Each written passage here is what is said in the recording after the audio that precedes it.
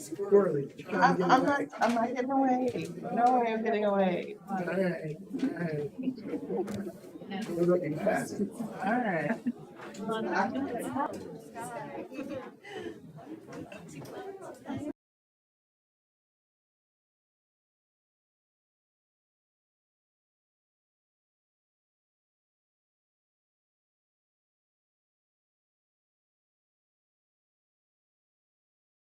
It's the content of the more optimistic.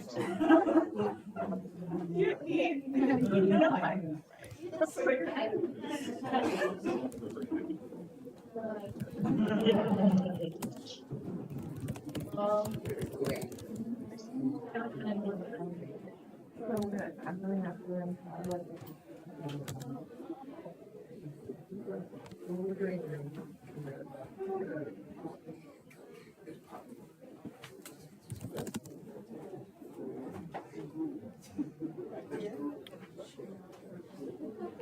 Would you mind just saying hello?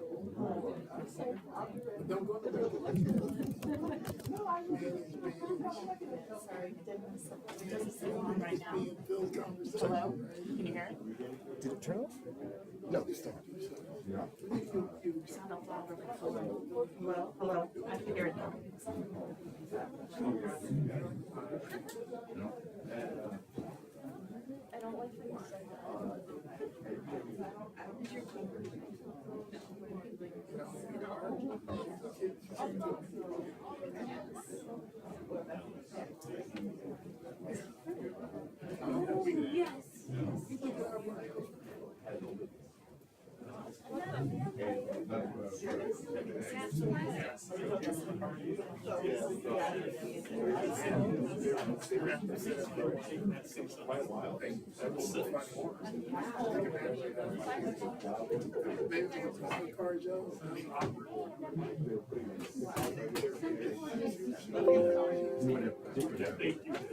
Being a teacher, you gotta know right now.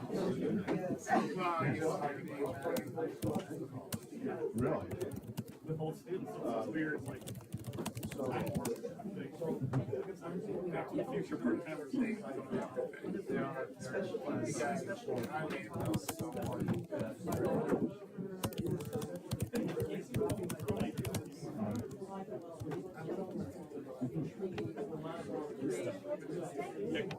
Green pill or whatever it is.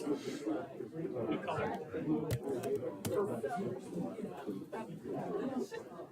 Neon.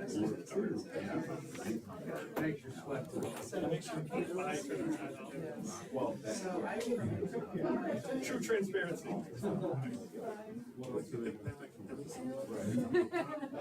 That's gonna see guys. I mean,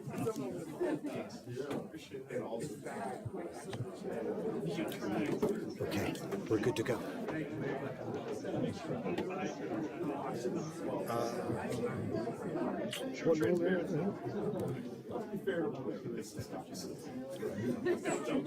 Okay. Okay, we're good to go. All right. We are good. Okay.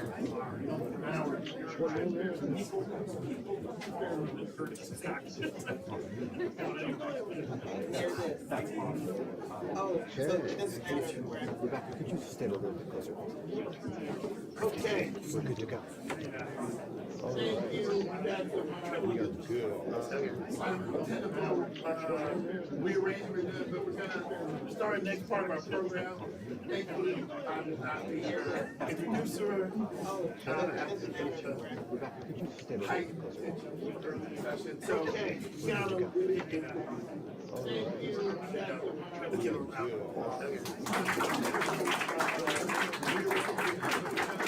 Start the next part of our program.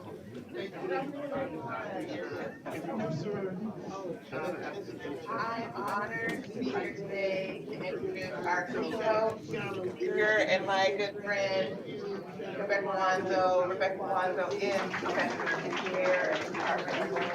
Is that your house? Washington, at Washington University in St. Louis. She's the author of Suffering Not to Survive. I'm honored to be here today to introduce our keynote speaker and my good friend, Rebecca Lonzo. Rebecca Lonzo is the chair at our Washington University in St. Louis. She's the author of Suffering Not to Survive. Our today to introduce our speaker and my good friend, Rebecca Lonzo. Rebecca Lonzo is the chair as well as the organization at our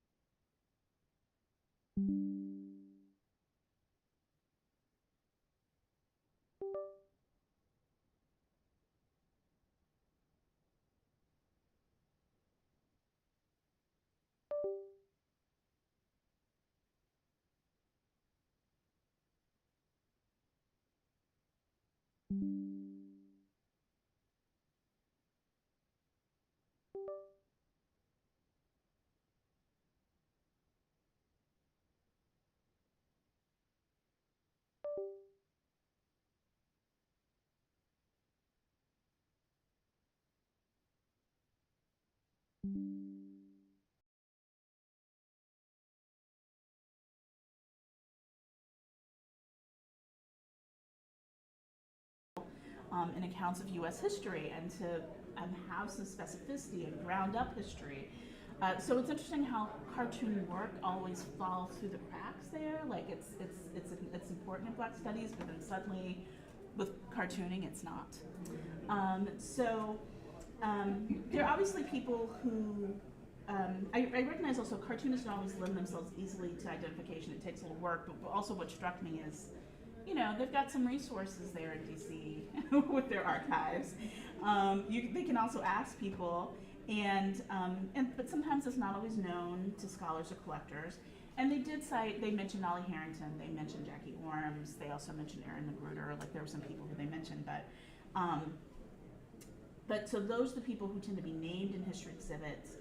But cartoons rarely warrant museum labels that speak to the interpretive work of many cartoons or the importance of seeing Black cartoonists as artists whose biographies and contributions might be worth acknowledging. So I have this example, and again, part of the problem, which I'll get to when I talk about art, is that we're dealing with often microfiche, really sort of bad, copies. But if you read the Keith Knight discussion, he had like a Jay Jackson cartoon and some other cartoonists and talking about the importance of editorial work. So I'm just going to use the case study, and I've written about this in American periodicals in making a case for how important it is to really try to preserve and find Black editorial cartoons, because it's like that work is just not being done collectively the way it should be. So here's a cartoon by Wilbur Holloway. And so on August 20th, 1934, the Atlanta Constitution, it's a white newspaper, ran a story about it shouldn't say Atlanta Constitution, like there should be, it should say referencing the Atlanta Constitution. So it ran a story about a white woman, Margaret Brooks, who had been sentenced to labor at a dairy farm in Georgia. Brooks said she attempted suicide multiple times because of what she endured there, which included being put in a sweat box for hours, and this is like a sweat box, you put it between and then they sweat out, with very little food and water. The chairman of the prison committee denied that she had been in a sweat box because only Negro women were punished this way. When African-American newspaper, the Pittsburgh Courier, and that's where this cartoon ran, reported the story a few days later with the headline, "I'd rather die than go back, says O'Fay," which is a term for white folks. They called attention to the authorities, shamelessly admitting that they did this to Black women. So, so you can read this, it says, "just Negro women," question mark. In the image, a Black woman's head is sticking out of a large Black woman's box that has the seal of the state of Georgia on it, and the orb of the sun surrounds her. A document that appears to be a newspaper is in the bottom right corner, and the top line reads, "Exposed sweat box torture." The second line reads, "White woman tries suicide rather than go back to Georgia prison camp." And the third reads, "Not all women, just Negro women, says night guard." These three depictions make very different editorial claims about the same kind of punishment. The first story in a white newspaper calls attention to the torture practice but demonstrates apathy about racial disparity. The Black newspaper story highlights the difference to Black women, and the editorial cartoon addresses both that and the coverage in the white press. So both the title of the cartoon and the overall image place Black women at the center, while the third part of the image, the paper and its implied coverage of the event, relegates Black women to a lower position. Holloway uses the triangulated structure common to the editorial cartoon, which I've talked about in my book, to readdress racist media representations. And Holloway's work shows that he was an artist and theorist exploring issues of structural inequality, yet the cartoon's meaning is not transparent without reader-viewer knowledge. And part of what I'm interested in is this idea of comics as accessible and inclusion, and there is something about editorial cartoons that actually requires sophisticated knowledge and recognizing that interpretive work is being done is just saying, oh, this is just easy, right?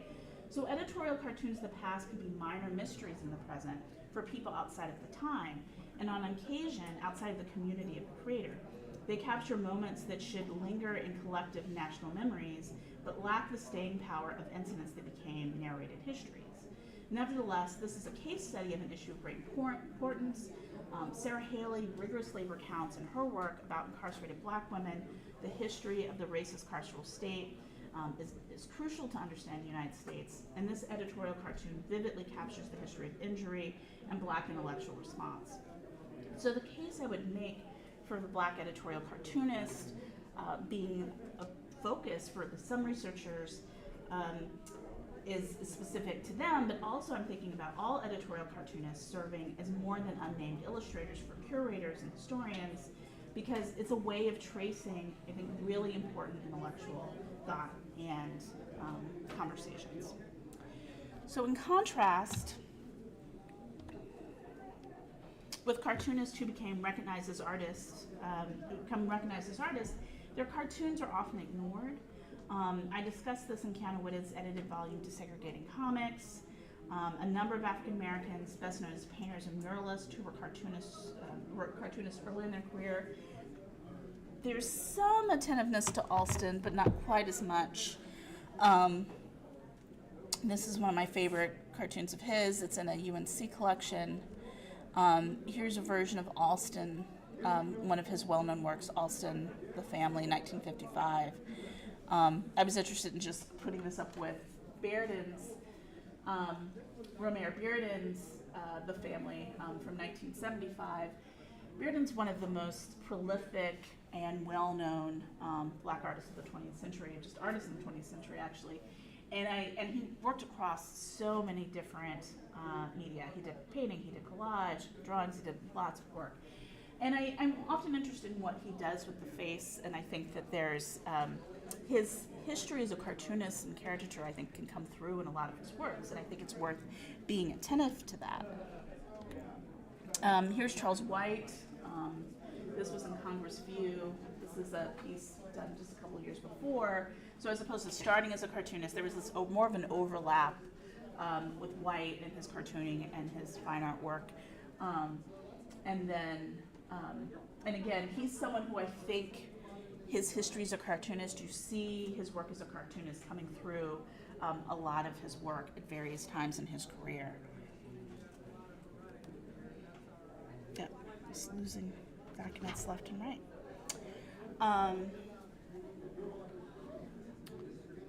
So one of the things, and one of the reasons I think they're often left out, there is this division, right? There's this history of political cartooning. It's how they, made a living. It's like the gig work they had to get their, real artist life.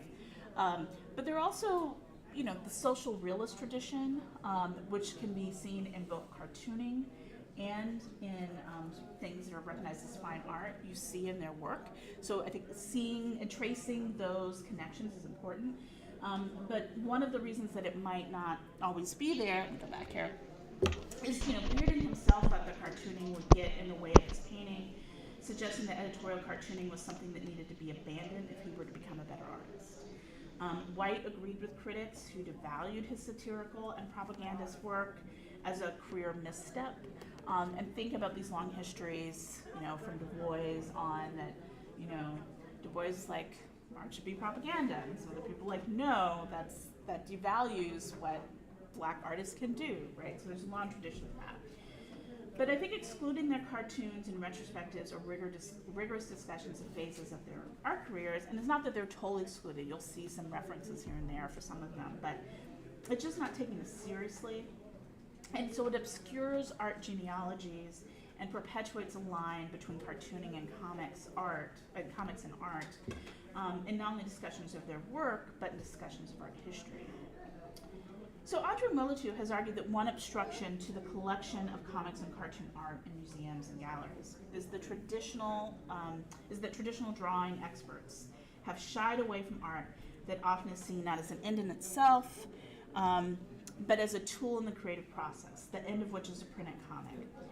And that's largely true, but one feature that complicates this claim is the tradition of placing preparatory drawings on display in the museum. We know that we see this. You'll go see Rodin, like what are the sketches, like you see sculptures, what did it look like, paintings. So, I mean, it's often used to talk about the process to arrive at the finished art, but they're also taken as art objects in themselves, right? So it's true that they value the original art, and certainly original art of a lot of this work seems lost. And what remains are these horrible scans from microfiche to the art. And I'll just give an example of a cartoonist I spent a lot of time with. This is Sam Millay, who was an editorial cartoonist for a number of decades with the Pittsburgh Courier. He had a fire in his house, and lots of the work was lost. So here's one, so I have both of these images in my book. It's hard to see. He's criticizing here in the Civil Rights Bill of 1966. This is Senator Dirksen, who was instrumental in burying it. There was all this narrative that one of the aspects was housing and renting to black people, and they like made up this woman named Mrs. Murphy, and they said, what if this like white widow, Mrs. Murphy, who has to rent to black men, and what will happen? So we can't, have these sort of fair housing aspects to the bill. And then, so he has these sort of racial caricatures of, like this is Black Power, and these are sort of, it says riots, arson. So he's saying that they've sort of been working with this racist white senator to destroy the Civil Rights Bill. And so I really wish I could see this original drawing. I think aesthetically it would be like really quite gorgeous. And here's one where the original art still exists, right? So you can go to Billy Ireland and look at the Sam Millay papers, and you can pay attention to the line. You can pay attention to light. You can pay attention to shading. Like there are other things you can see. So obviously that's more the kind of work that you want to put in the museum than, this where you can't see the art, right? So that's one of the complexities. But for historians, they've got some other work to do on that front. I have some other criticisms of art historians, but this is my criticism. But I understand for galleries and museums, like they want this over this, and then I still think they should do more of this, but it's just something to think about. So it's understandable how those cartoons might be in the art museum, but I do want, again, this sort of historical framing of method and genealogy and style. And art history has largely remained aloof, as Maggie Gray and Ian Horton argue, from the development of comics as a field. The reason for this divide is perhaps so transparent as to need no explanation, but it's clearly rooted in some ways in this kind of visual culture art history split, in which the commercial, mass-produced work of comics and cartoon art are not seen as having the same quality of work in the fine arts market. The medium nonetheless warrants the attention of art historians because the connections between the two art worlds is pretty extensive, including the history. You have caricaturists like Daumier, are foundational to like study in art history. Certain kinds of artists who worked as political cartoonists, but particularly from Europe. But artists who do take on cartoons, like those featured in the 2007 MoMA exhibit, they seem to be more inspired by comics and defamiliarize the form in abstract work. And so that's doing a different kind of work than people who are actually trying to produce in the comics medium, or really just engage in looking at what comics does in itself. And obviously this isn't totally the case. Chris Ware, but it was notable because it was so unusual. He was selected for the Whitney Biennial. It was very rare. Obviously Robert Crumb also has ended up in some museums and collections, but it's a rare thing. And a few African American artists, though, are intentionally engaging in comics production in gallery and museum spaces. And I want to make a distinction again between what we might consider as, I kind of hate the word authentic, but I'm just going to use it here, authentic engagement with what the comics medium might do in itself, as opposed to providing distance from it, like Roy Lichtenstein, both of the work that he's doing, and lots of people have talked about that. So the most prominent African American artist to do that is Kerry James Marshall, with his ongoing work, Rhythm Master. Has anybody seen any Rhythm Master? A few of you? So he's been working on this for years and years and years. and different versions of it. And it tells the story of this young African-American couple, Farrell and his girlfriend Stasha, whose lives are irrevocably transformed when they cross paths with gang violence. So Stasha is separated from Farrell during a gunfight. Stasha becomes paralyzed, and the two of them take different paths to deal with this aftermath. So in this tradition of the accidental superhero, Farrell stumbles upon this ancient Egyptian museum and encounters a superhero based on an African mythos. So Rhythm Master uses drums to bring African statues to life. And so Farrell takes up his mantle. Meanwhile, Stasha, in the tradition of the superhero, is physically damaged but uses technological savvy to fight crime, develops a set of remote control cars and retaliates against the gangbangers and some other things. But there's also, she sort of becomes sort of complicated as, as protagonist, she's a villain. And there are also a lot of vignettes outside of the main narrative in which Marshall critiques urban spaces and commodity culture and other things he believes are destructive to Black culture and Black identity. He first displayed Rhythm Master on disposable medium of newsprint, featuring a genre, often understood as disposable, right? He wanted to highlight the disposability with the newsprint. That is often has no value after it's read, so it's hard to see with this texture here. But and it was in the Carnegie, and so he allowed me to post a strip in the treasure room, and so it's usually allotted to places, things that are understood as precious. So it blocked the display windows, and so he questioned the intrinsic value assigned to art objects more generally. He has lots of iterations. Here you can see just how the display can look. When I first encountered him at the Wexner, he created new work for it, but he also went to Japan and he studied Bunraku puppetry, and so then he did a project with local kids, which he wanted to be really accessible and inclusive, so it wasn't just about if they had skills as artists. He wanted them just to be game to do the project, so they did Bunraku, but with African phenotype, African mask version of Rhythm Master in addition to the art on the walls. So it was really a sort of mixed media project. And he's had it, there's been light box displays, there have been other kinds of objects, and it's undoubtedly a comics narrative. You can see the frames. He often says, like, now he's been doing a form that's calling the dailies, so like it's a daily newspaper. And there's a desire then he's often said he's had to make a graphic novel. And he also wants to make an animated film that adapts it. So, and he talks a lot about how comics were, how he came to art, and that this is very common for African Americans of his generation, but also later. I still remember someone I was in art class with, this kid who he was drawing a lot of comics. And my art teacher was like, "Don't do that," like, because that wasn't real art, right? So but it is this thing about how people were encountering art, given what your access might be. So he sees a mass-produced version of this ongoing work as an end. He talked about encountering the Black Panther. It came out when he was 10. And so that's what got him to start drawing. So in contrast, there's Trenton Doyle Hancock. Does anybody know his work? Anybody encountered him? So this is a kind of complicated story. It's also an ongoing project. I will do my best to talk about who he is. He also started off reading superhero comics, but then he discovered Art Spiegelman's Raw. And he developed an interest in the more abstract comics and conceptual comics. In college, he did editorial cartooning when he was at Texas A&M Commerce. So he has a cartooning background. And so like Marshall, he has this ongoing narrative about mound people. And, but in contrast to Marshall, comics is occasionally inserted to the narrative. It's not the primary form that he's using. And the superhero figures in the story, but it's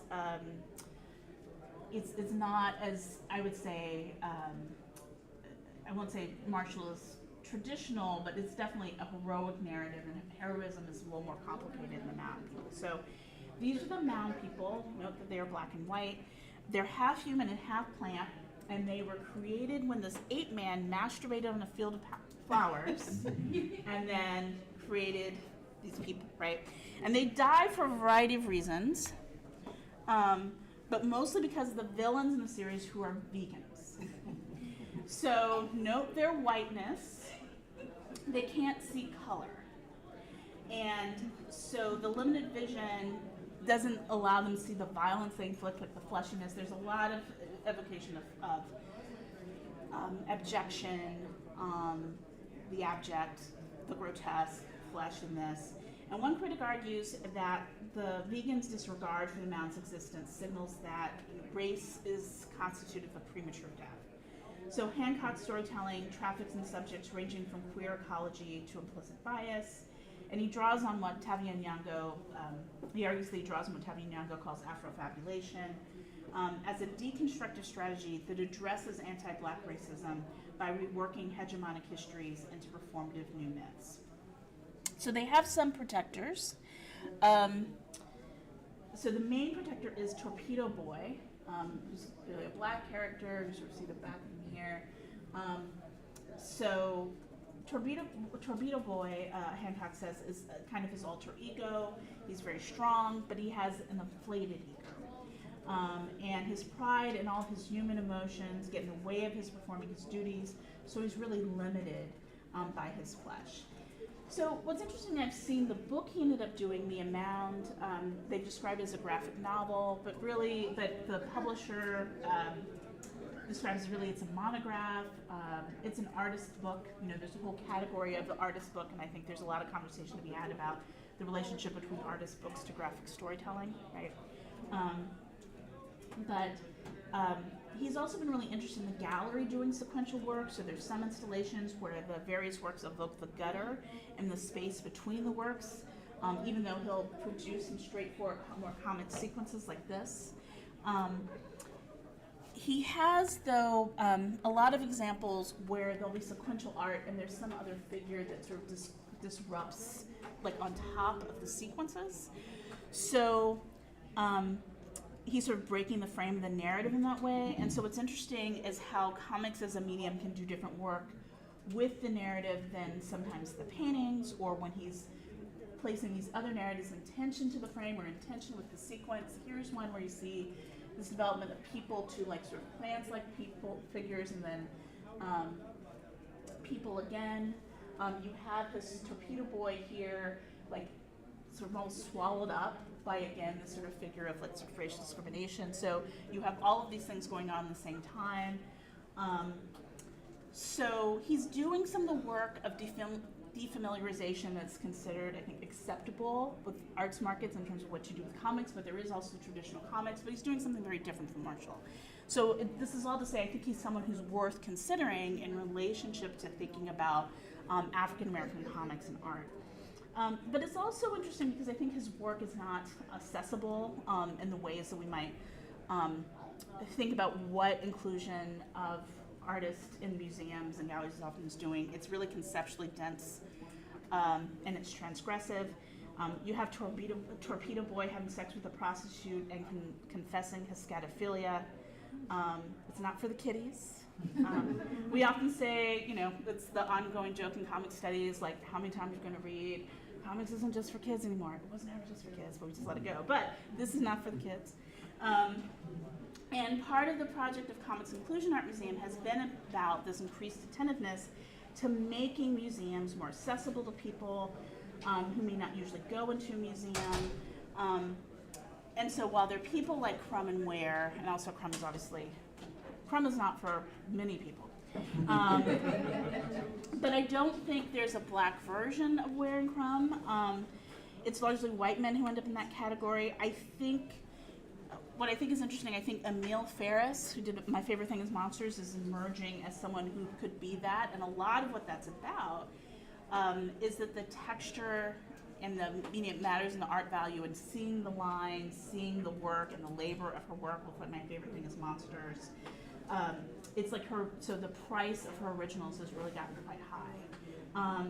So I think that, I'm not ignoring the fact that obviously there's a huge market for original comic art and comic books, right? But it's different from the the art market, and in a lot of contexts, even though you see it in the same place.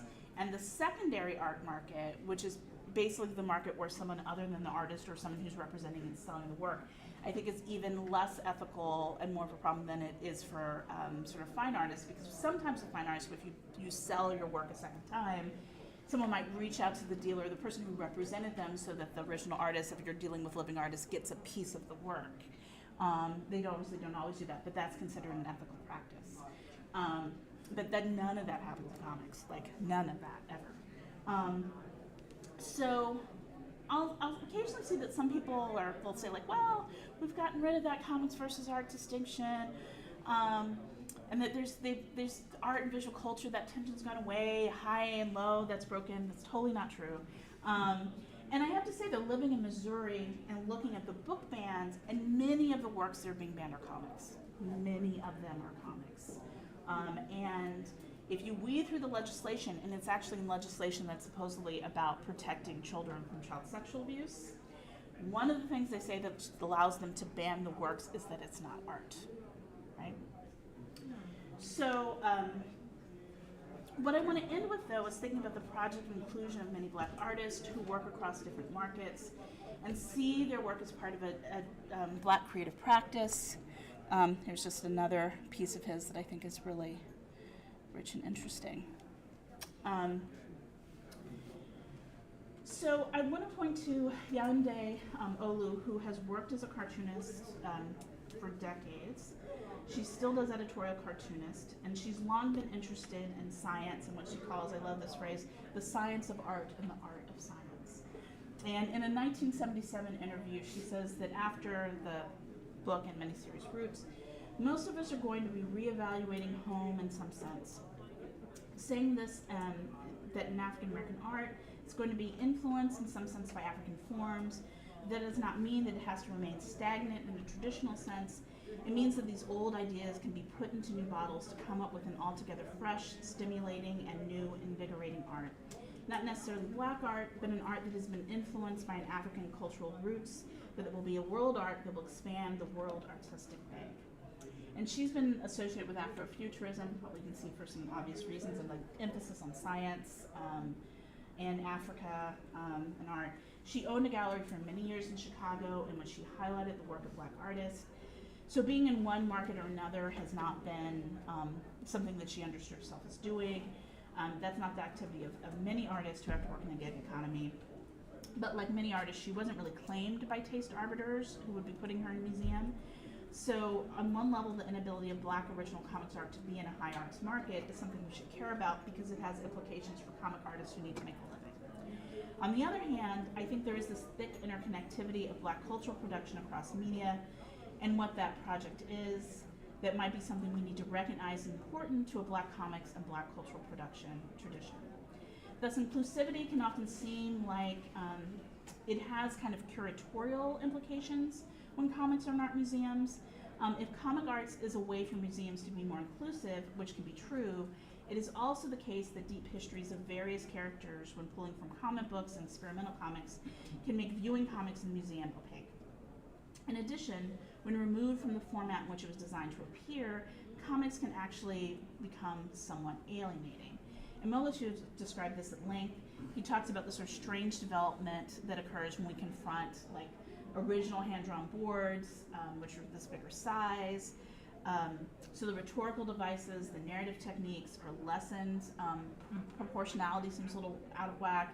You're standing there trying to read everything really closely, and they're obviously they're works of fine art where it has a lot of text, but that's often not how you move through the museum.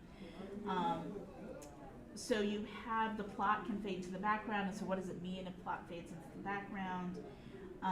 So this is something that obviously privileges certain kinds of comic art, but I did think of this account during the exceptional set of exhibits of Chicago comics. Did anyone go to the Chicago exhibits? So like a couple people. So Chris Ware curated an exhibit Chicago where comics came to life at the Chicago Cultural Center. The Museum of Contemporary Arts curated the Chicago Comics 1960s Now, and embedded in it was also It's Life as I See It, which is about Black comics. And Charles Johnson played a role in that curation, and Olu was among those cartoonists. And I'd say that Washington University obtained Johnson's papers in 2021. And since he's come to the institution, since then he's come to the institution a couple of times, and he's discussed the lack of attention his work as a cartoonist has received in relation to his writing. And Johnson loves cartooning. He started off as a cartoonist, he's deeply committed. He says his writing is about him also thinking in pictures, and seeing in pictures. And as I argue in Content of Our Caricature, cartoonists are often not discussed in relationship to broad traditions of Black arts that include almost everything else, right?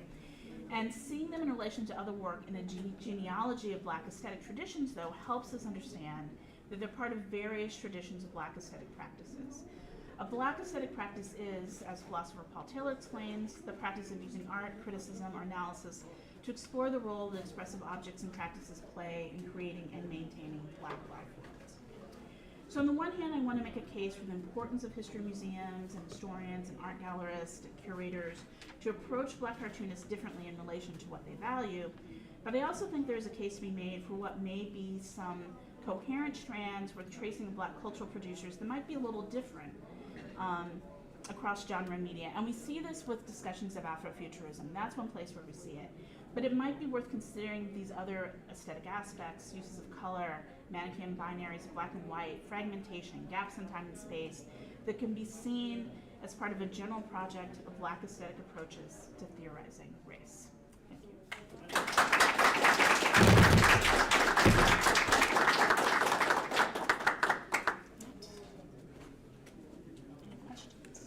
We have time for questions. Any questions for?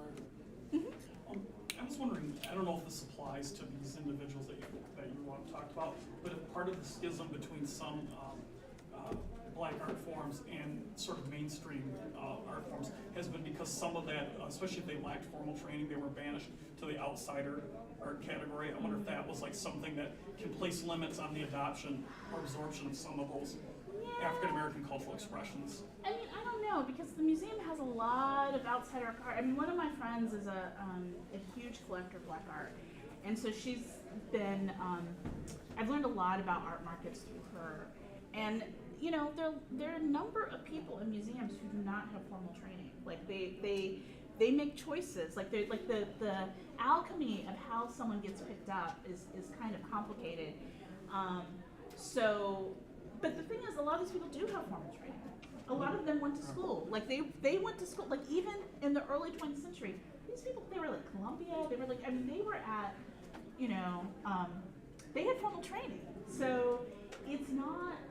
So on one hand, that could be true. But if you look at the trajectory of a lot of these people, a lot of them, they went to art school. I mean, they might have some earlier history, like, I mean, Johnson did like correspondence courses, like with art, and then he went and got a PhD in philosophy. But there are other people, though, who did have art training, so it's just, there's just certain things being valued, I'd say. Actually, I had a similar question. I think actually the outsider art model is actually kind of useful here because there's been a real vogue for outsider art, and figures like Henry Darger, for example, who really incorporates popular graphics into his work and in these sequential cycles. So actually, I think, and a lot of the stuff that I've seen is actually by people of color. But the other thing I was going to say is I think Jim Woodring is another important example of someone who's really made the leap over to. I've seen him in his work exhibited in museums, and a lot of it is about how delicate and meticulous it is. Right. But the other thing that I was going to say, Rebecca, was also just that there's astonishing to me just how many parallels there are to Chicanics art and to the way in which cartooning and comics by a lot of painters like Carlos Almaraz, for example, have really been almost like suppressed in favor of their painting and in favor of what's more like real and authentic. Partly because that's what was going to sell, right, at that particular moment in the 70s. So yeah, I guess I was curious to what extent maybe some of what you're discussing. First of all, I think it's totally a project that should be totally embraced and move forward, and I think it's 10 books, I would say.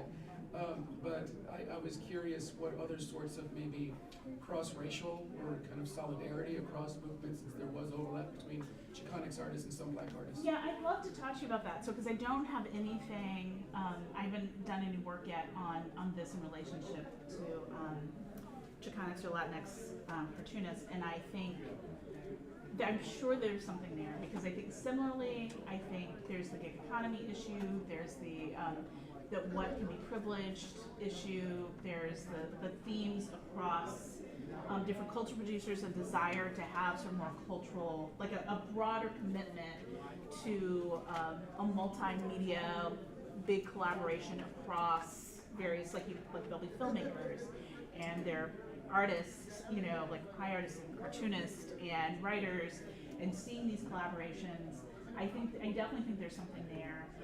You know, I thought about this a little bit, just in terms of the figure, like in My Favorite Thing is Monsters, and part of what's interesting to me about that work is that how it's, like the essay I've not published yet, is about how I think it should be the gateway text for art historians, the way Fun Home was the gateway text for a lot of literary studies people who wouldn't touch comics, because it gives art historians everything they should need, right? It's like she's reproducing all of these artworks, she's engaging in these questions of the gaze, it's thinking about the idea of identity, like how identity and looking can be different in relationship to who you are, an interpretive practice, like it's doing all this work, and it's sort of, and then the split between high and low, that it does all this work to unpack and really think through practices of looking that's so important in art history and visual culture studies. So, and that, you know, you can't just have these singular narratives of interpretive practice in relation to identity. So it's like, you know,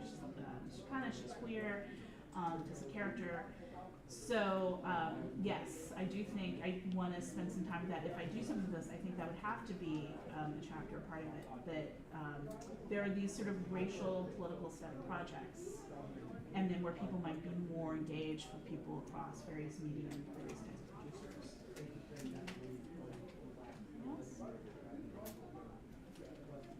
Yes? Just real quick, I'm sorry, I know already asked. There's, Oh, can I sorry. get to shoot? Please, yes, Yeah. please, yes, sorry. I apologize. What can we do as a community to advocate for the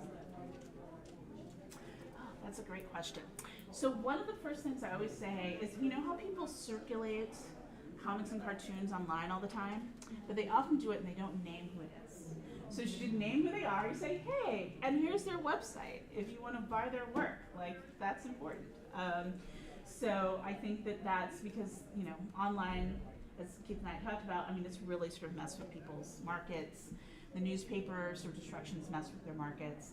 So I think, you know, buying their work where you can, and also naming them so people like can have a sense of, you know, that this thing they're taking pleasure in and circulating a lot, it's not just a meme, it's actually an artist produced it, really matters, buying their work. And I also think, depending on the kind of projects you do, I mean, I think calling attention when you see spaces where comics or cartooning just isn't being valued or recognized in the way it should. Like, I'm just often shocked, because now I'm always looking for it. Like, I'll be sitting here, like, watching some kind of history documentary, and I'll just see, like, these cartoons, like, just, like, these, like, if there's a film, they'll say, like, who the creator was, but if it's a cartoonist, like, it's just like, why are you just putting all this stuff up? Like, you know, you could actually name who did it, like, where did it come from? It's, so I think there's just, like, trying to get people to understand there's an ethical practice to how they talk about and include comics and telling stories. Thank you for that question. I'm sorry, I don't want to No, yes. but I'm backing off now. What he says, it really made me think. What about a class divide though within the black, within the, like with black artists that had access, like you said, some of those other artists that were accepted and got formal training versus ones that didn't have those opportunities? Is there like a factor of that? Is that prominent, or are enough of those black actors that came from, black artists were able to be like that were from like more well-off families, or was there still like were they bringing more of that more working class or perspective to their art? Yeah, it's funny. It's one of those things that sometimes when you're streaming, there's like a story you would tell if you weren't streaming, and so Yeah. let me tell you a story after this. But here's what I'd say.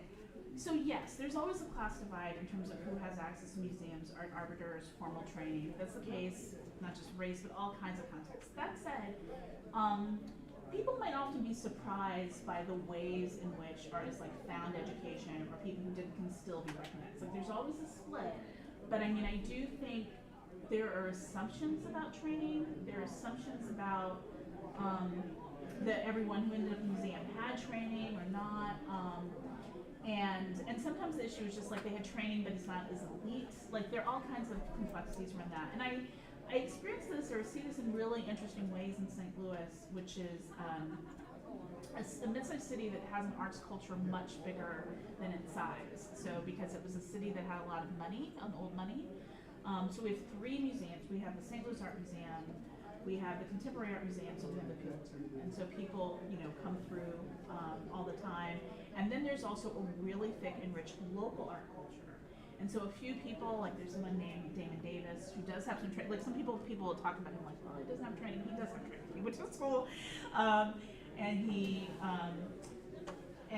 he was. I don't know if you remember Ferguson. He and someone else, Davis, did this mirror casting around Ferguson. So he does a lot of art that at one point might have been. I think it's this interesting thing about outsider art. Like, at what point does someone who's an outsider artist become an insider artist, right? Like, because once you're taken up, right? And there's this whole aspect of some outsider art or found art where sometimes people are museums and like part of what allows them to circulate is that people don't know that no one's getting paid. But there is a kind of outsider artist status where eventually people, they've been in enough that they're just in, right? So there's this shift that happens once the arts market picks you up, you've been picked up, right? And so, I mean, there's ebb and flow, and there's all these weird things that happen about value and, when your work is sold, but, I just wouldn't, I just think that there is a sort of alchemy to Black arts market, or not just arts markets in general, and also part of it just doesn't make any sense in some ways, sometimes when you look at it, like why someone got picked up and another person didn't, that I just think we should acknowledge when we're making claims about value. This is just a curious question, but in your research with these number of topics, have you had a particular unexpected rabbit hole that you found and was really fun to follow, like about a particular artist or a particular publication that published a lot of great art, or a particular region, anything like what's something else you found that you weren't expecting? Well, I mean, what I would say, again, as someone who, like Kiana, my PhD is in English, I largely, and you're wrong, I mean, I really came to conference probably around the same time, because I went to Ohio State when I started my job, and it was a place that had these archives. And so that's what created the conditions for me to do the work. And I do think that I hadn't expected to develop such an interest in editorial cartoons in that work. And then just also my sadness is often looking and trying to find them, or just, I know that you probably can't find the art or the black papers that have disappeared. They aren't on microfiche, they're not, people aren't really making a commitment to maintain them or collect them. So who are these cartoonists, and you see this really interesting work and you don't know who it is, you don't know anything about them, like that, I mean, and then there's also part of me that feels like even more so it's like slipping away. Like, I mean, I think that, obviously a lot of people who pass away could explain these things, and also just trying to figure out like who owns like their rights and publishing things, and that's just its own thing. So, so it is a rabbit hole. Like you can spend a lot of time looking for editorial cartoons and who this person and are they like this other person. So, I mean, I actually think Black comics. I mean, what I have in my book, I had some of the usual suspects, but also people that like texts that people hadn't heard of. Like I knew some people had never heard of like Integration is a Bitch, which I love that comic. I love it, right? Or which was also in Tom Floyd. He was also in this collection, right? They hadn't. I mean, I really like her work, like this Black physics cartooning. Like it's really interesting. I think there are all these cartoonists who have this really interesting work that people don't know about, and they'll know Ollie Harrington, or they'll know Jackie Orms when the book came out, and I just think it's worth going down the rabbit hole and everyone doing the work of trying to collect this archive. So we have it. I was going to ask where you think Jean-Michel Basquiat fits into this, because he clearly has some comic and cartoon influences in his work. Yeah, so I went back and forth on that when I was thinking about this today, because I was talking to some other people. It's like, who do you think? And so some people might bring up someone like Ellen Gallagher, who has like, she'll do all the stuff in sequence, like a number that almost looks like panels. Basquiat, you look at his work, he has these figures, again, that complicated outsider insider art thing with Basquiat. I think there are definitely ways in which you can think about him in a comics and cartooning tradition in terms of how comics and cartoons are like these reference points where you see the pieces, there's a few pieces where it seems like there's something sequential going on, but I like when people said, well, maybe Kara Walker or Michael Ray Charles, they brought up some other people. I think we have to figure out like what our line is in relation to like trying to claim something for comics and why we need to do it. So I just thought really hard about like, I'm not trying to make a stretch, like, see, this is really respected, so we're gonna claim this. I think there are all kinds of people where the superheroes, ubiquitous, there's certain aspects of line and character are foundational to art. And so you'll see that in a variety of cultural productions, particularly in traditions of abstraction. But I just want to be careful about what I'm trying to claim with this project. To not seem like see, it's more respectable because I'm claiming Basquiat. Like, I'm just really trying not to roll it out that way. But yeah. Well, then I just won't bring up Kehinde Wiley in his work, but that's good. I do not think that I do not think that he's actually Right. working on But I had a larger question that maybe actually is more for everybody, really, because if you could go back to that editorial cartoon that you said had the muddy quality that you wish was sharper, that was better. Yeah, that, right?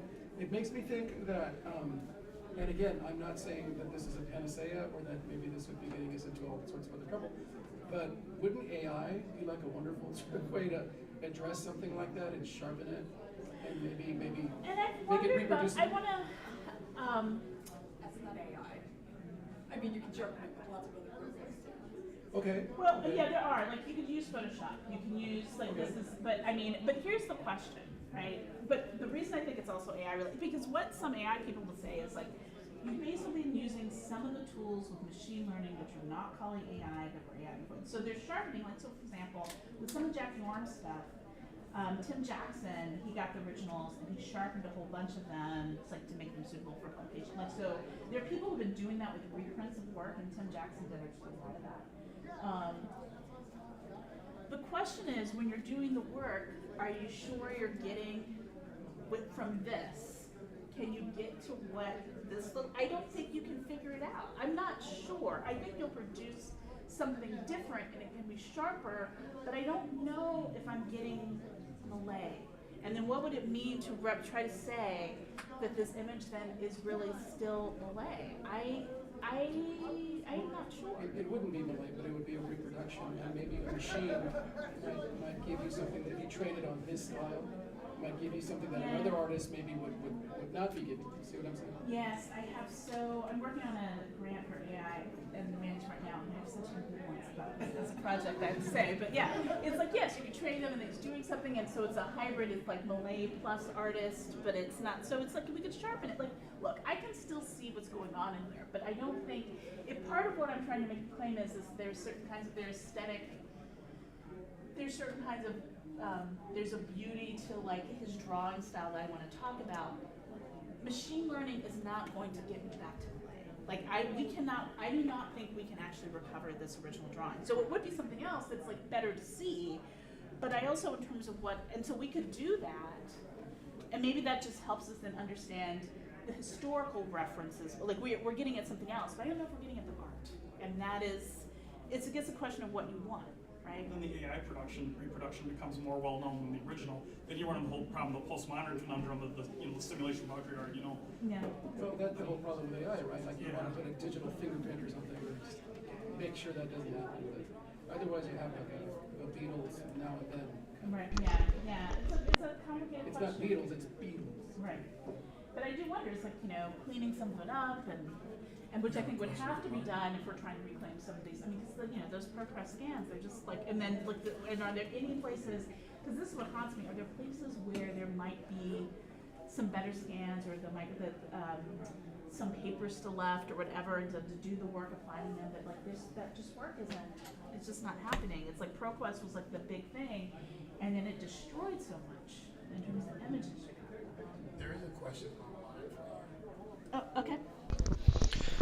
Question from Ritesh K. Thank you for the wonderful address, Dr. Wanzo. I was wondering how you would situate the monetary incentive pandering to populist biases of earlier comics artists, such as Will Eisner in The Spirit, with regards to their use of caricature. What's the last part? Populist biases of earlier comics artists, such as Will Eisner in The Spirit, with regards to their use of caricature. Okay, so the desire for the arts markets for earlier artists like Eisner, and particularly, say, in relationship to, say, Ebony White, right, in The Spirit and the racist caricature.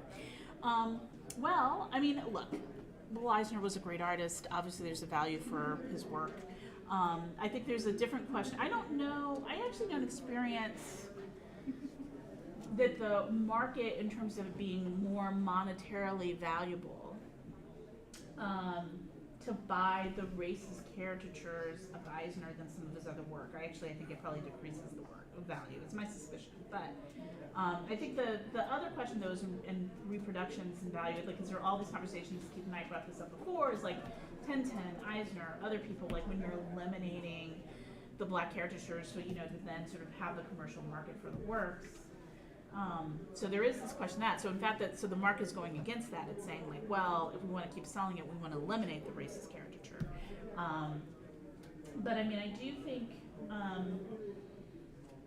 that one of the challenges with living artists too is just like the nature of their production, and again, that's why I think Ferris is doing one of the many reasons, besides that the work is really gorgeous, which is the main reason. A lot of cartoonists, they're not producing the same way, so that art market for the original work is not there in the same way. Like the electronic work just doesn't sell the way that the work on the page sells, right? And so they're just these different, we're in a different period where markets are just looking different. And it's just a challenge for making a living. Mm-hmm. If I could jump in on the Ebony White question, is that okay? Please do. As far as what you're talking about with the market, I think you're right. You're right that when Eisner's art first appeared on the market, there was a fairly uniform per page value that you could buy for. It might go up a bit depending on how much the spirit is in the page, but it's diminished when the spirit's not, and so those stories that were focused on Ebony would have cost less initially, and now there isn't a lot of his work available on the market like that anymore, and it's all very expensive when it does, and I don't think that there's again, the difference is, does it have the spirit in it or not necessarily does it have Ebony in it. Right. Yeah. Going once, going twice. So, end the call.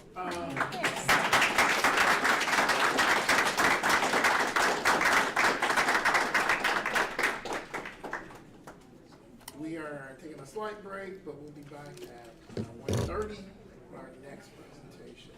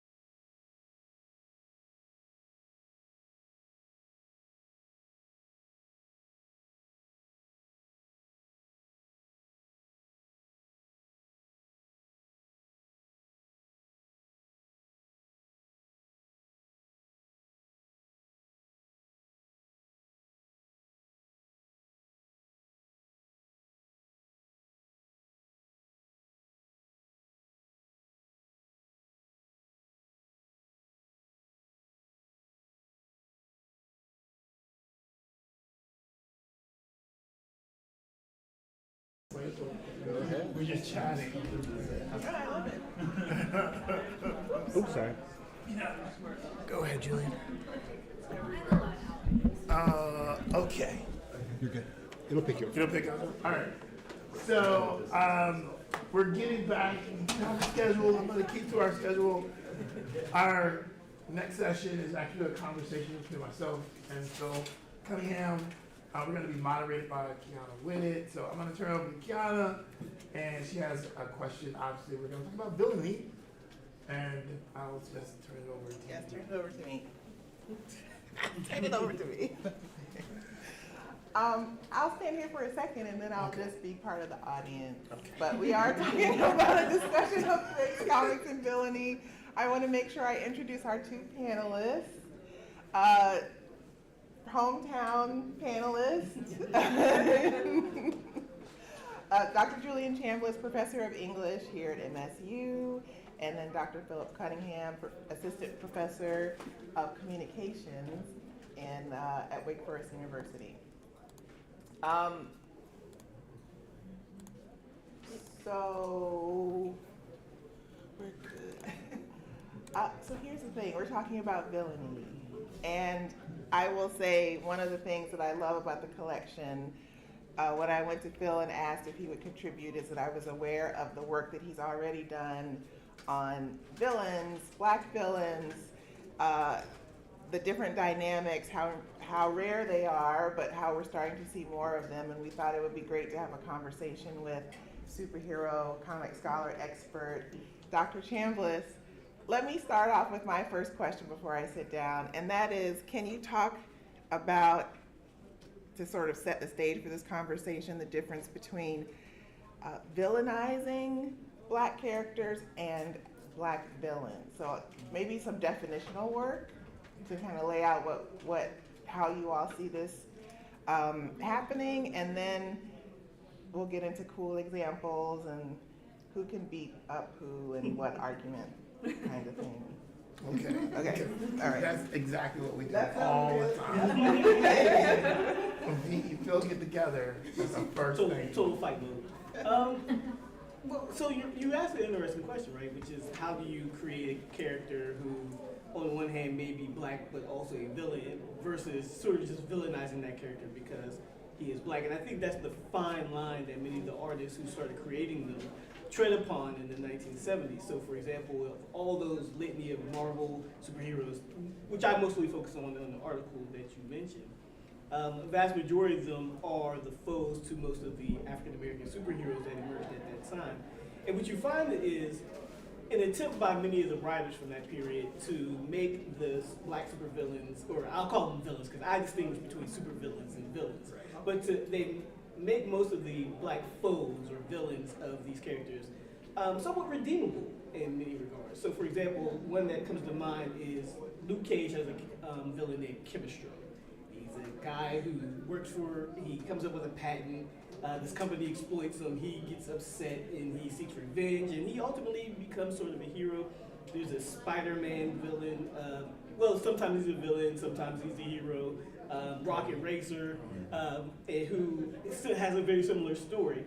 And so there's an attempt there to sort of make these characters understandable villains right there. Their decisions to go awry are somewhat understood, versus, of course, what we see in previous years. For example, with the character like I wrote about for your collection, the Voodoo Man, who is obviously someone who's being written about in the 1940s, clearly derived from the litany of voodoo witch doctors who both appear in film and in the jungle comics of that time, where, yes, their villainy is largely tied to their Blackness or their difference, or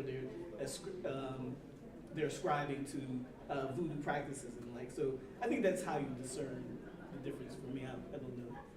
No, I would agree. I think one of the things that sort of defines the Black foe, I think that's actually true, is they're connected to a kind of reading of geography that the writers and the companies are trying to sort of market to, right? So the Black hero, especially those ones sort of introduced in the 70s, are a direct sort of result in dialogue with a kind of urban audience that sort of newly discovered both in film and other medium. and you get a number of black characters that have to fight black people in part because they can't fight white people in the same way that a white hero does. And also in order for it to be quote unquote authentic, you have these black characters that are a part of a conversation that is connected to urban spaces, urban problems. I would think of the Luke Cage characters in particular as representing a very particular kind of failure related to black, like a Black Mariah, Cottonmouth, like all these characters that are some of caricatures, highly distorted and problematic, and they represent a foe that black character can overcome in a black space with black concerns at the center.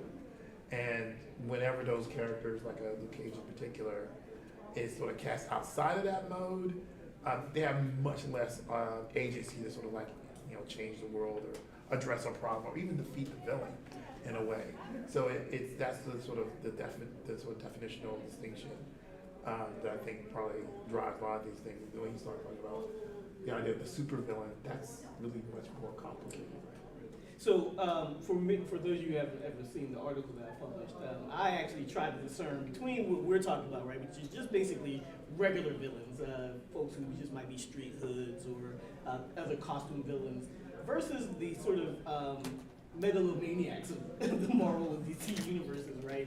The people who are able to wield both great power with great intellect and basically alter their environments. We're talking the Dr. Dooms, the Magnetos, and the like. And one of the things that I'm critical of in that piece that I wrote, and I'm writing it in 2009, so things have changed a little bit since then, but that there's just aren't very many black supervillains in that vein, right? We have plenty of crooks, we have plenty of foes, but just not enough, for me at least, supervillains. And that I was actually very dissatisfied with that. And a lot of people often question me, like, why do you want more black supervillains? Right? It's a legitimate question, though. But I like evil. Well, first of all, I like evil. but really, evil characters, or let me not even say evil, right? Because a lot of the folks that we call supervillains today, often we see now something that we can identify with, right? You can think about more contemporary times where people are apt to say, well, Thanos did nothing wrong, right? I can see he has a point, right? Or even Killmonger was right, or something along those lines. And so what I think the absence of supervillains does, unfortunately, is sort of rob us of a way to critique that sort of binary between good and evil, or black and white, or whatever the case may be, in a meaningful way within the genre. And so I have called for more, just because I just think those villains that we do consider to be supervillains, again, the Magnetos, the Dr. Dooms, and like, do allow a lot of space for more interesting critiques or sort of getting beyond the binary. Yeah, it's interesting because the superhero and the supervillain, over time, a lot of the motivations that are attached to the supervillain do get politicized and transformed and become part of a dialogue of a kind of anti-hero or structural critique associated with the characters. So Magneto, classic X-Men villain, eventually becomes like really a commentary on how much violence can marginalized groups involve themselves in terms of liberation, which, strangely enough, resonates every day. And so there's a way where like that character is no longer a villain in the straight ahead sense. It becomes a commentary on how we're understanding power and a relationship between authority and what heroic looks like.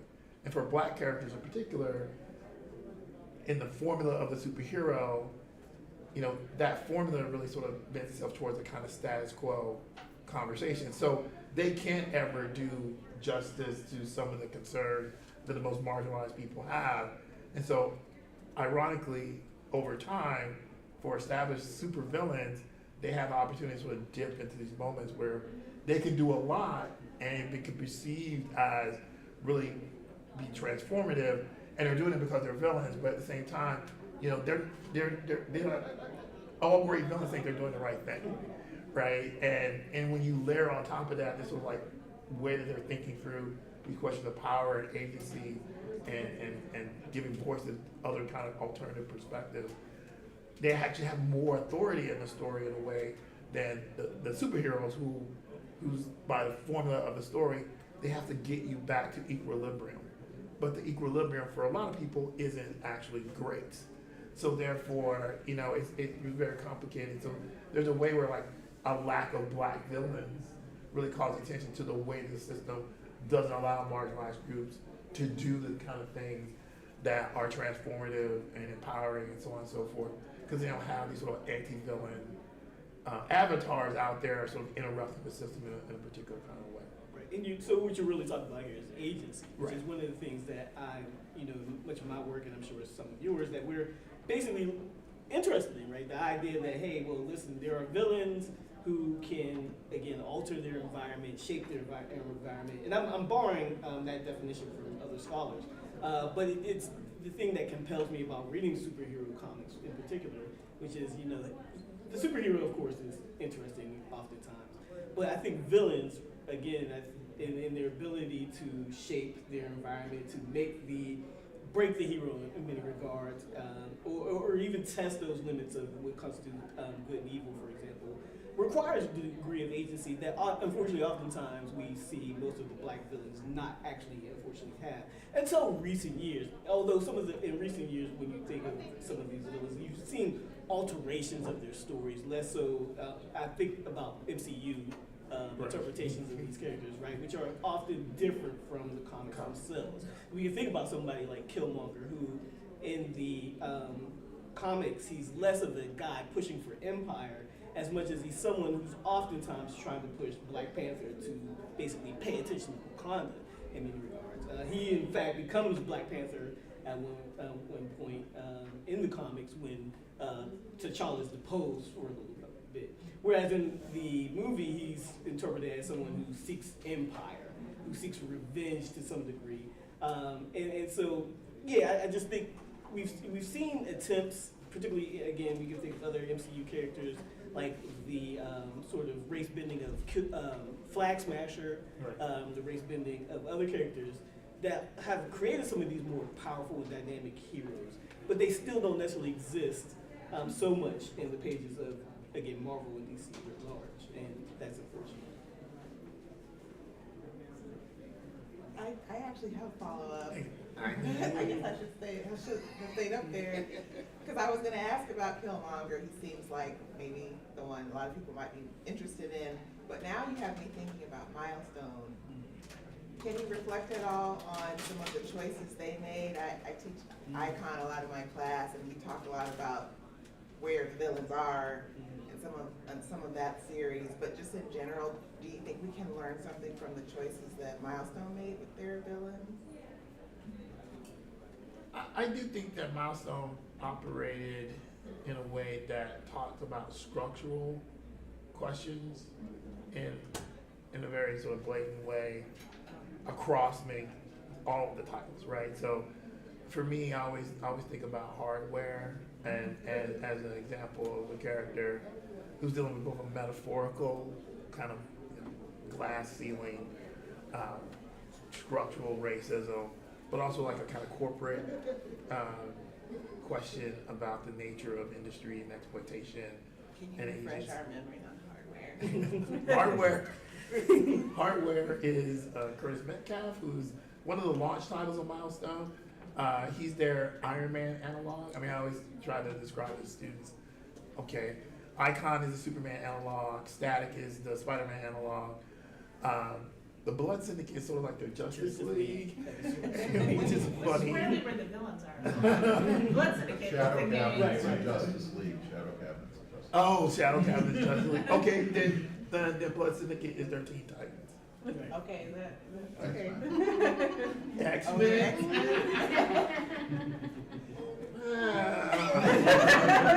No, I'm sorry. No, I'm sorry. They're outside the law. But no, I don't think so. And then, yeah, Hardware is the Iron Man. I will think on that, but I'm not gonna get there. And so he is an inventor. He works for a corporation. He discovers his mentor, the guy who sort of, I don't know, when he was a kid, saw his genius raised, acting as his mentor, is a crook. And part of the reason he finds out he's a crook, that he just asked for what he earned. And he's like, no, I own you. And he's like, no, you don't. And then it just goes on this, what initially is a revenge story, and then becomes like a broader story of redemption and sort of using his intellect and almost, reflecting on a question of agency and power and responsibility to the community. I mean, it's a really interesting sort of take. But I think like almost all of the stories in Milestone have a similar kind of multi-layer. Like there might be like a kind of direct oppositional force that they're trying to overcome, but in a way they're always at some level fighting the system. Yes. And as a result, like almost every Milestone comic story, it has a lot more weight to it, but you kind of have to understand the symbolism. Icon's a prime example. He's a black conservative, which is, not unheard of in the history of black people, obviously, but often is at the center of any kind of contemporary conversation, right? Because that approach has really been marginalized over time. And so have a character who is literally like, a kind of Superman outlaw, having him at the center of a story, and having him sort of deal with both his own kind of conservative views, which is often emphasizing you have more agency than black people. But at the same time, sort of dealing with the fact that, like, yeah, you're a black person, so by definition, white people are not going to want to listen to you.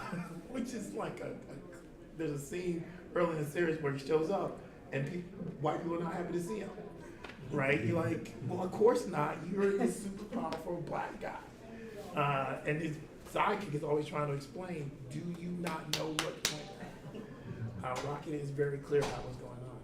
So to me, it's always, that's one of the things they're very clear on. They really understood the challenge of race, intersectionality, right? Race, gender, power. That was always at the core of the books.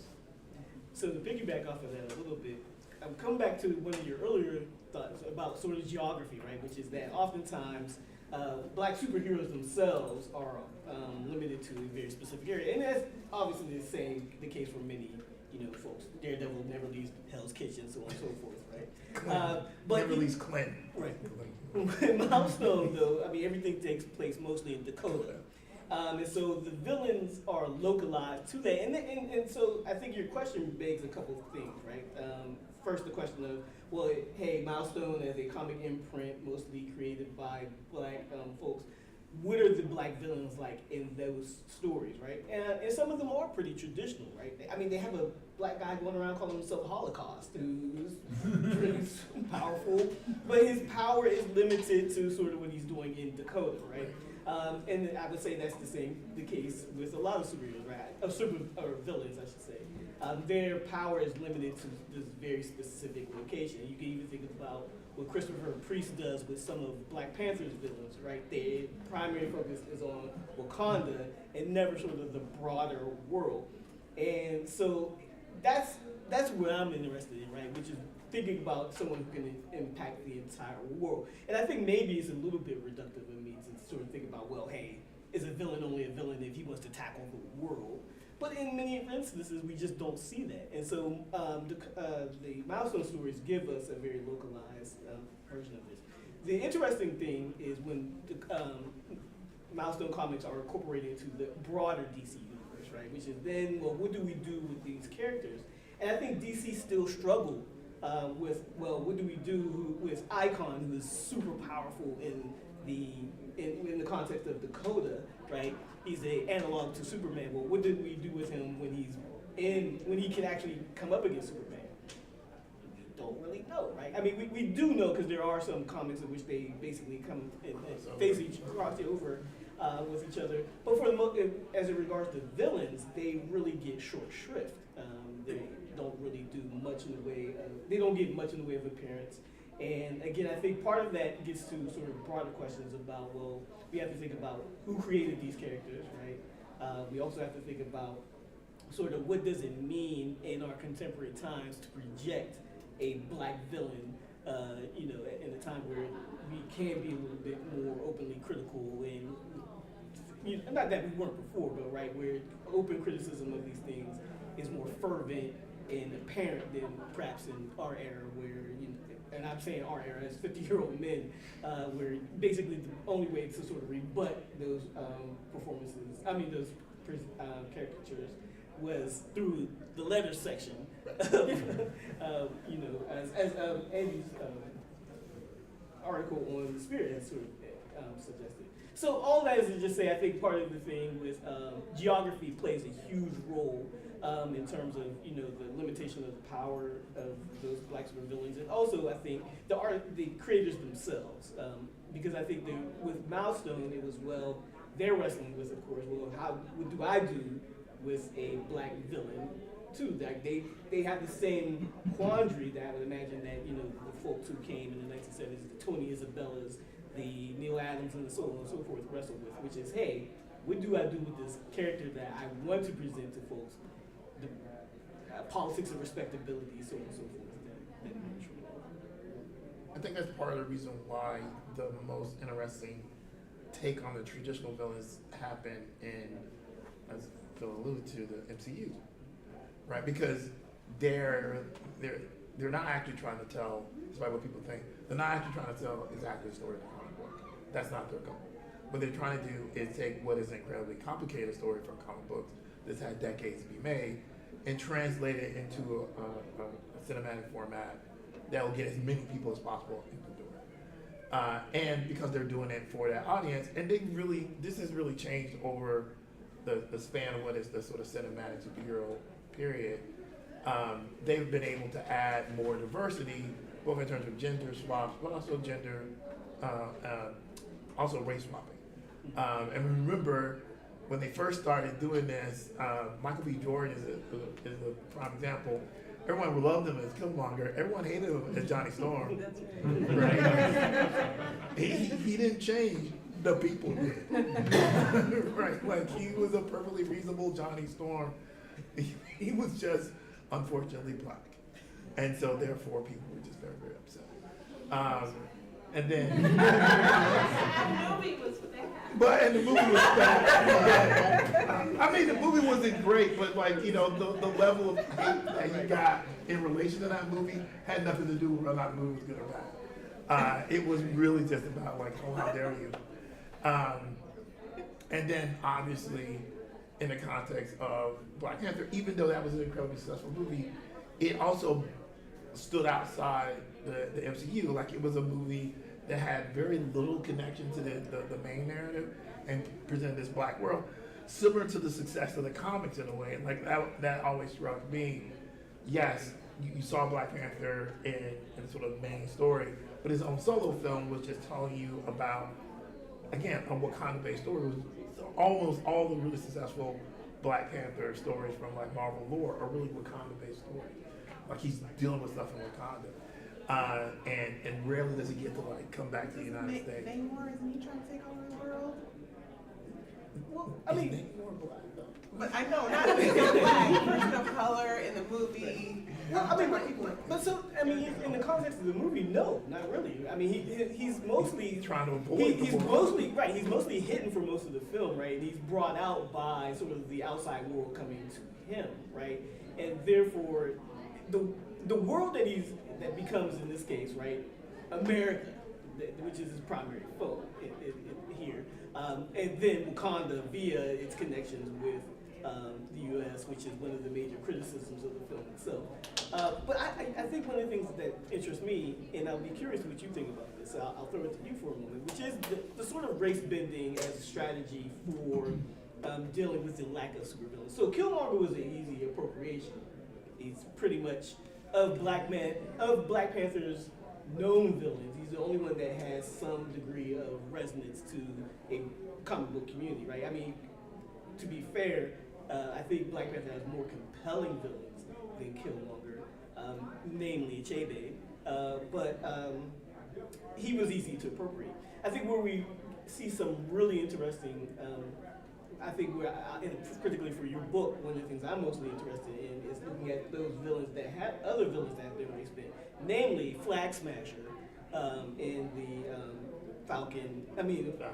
Falcon and Winter Soldier series, and then High Evolutionary, which has also drawn the same ire.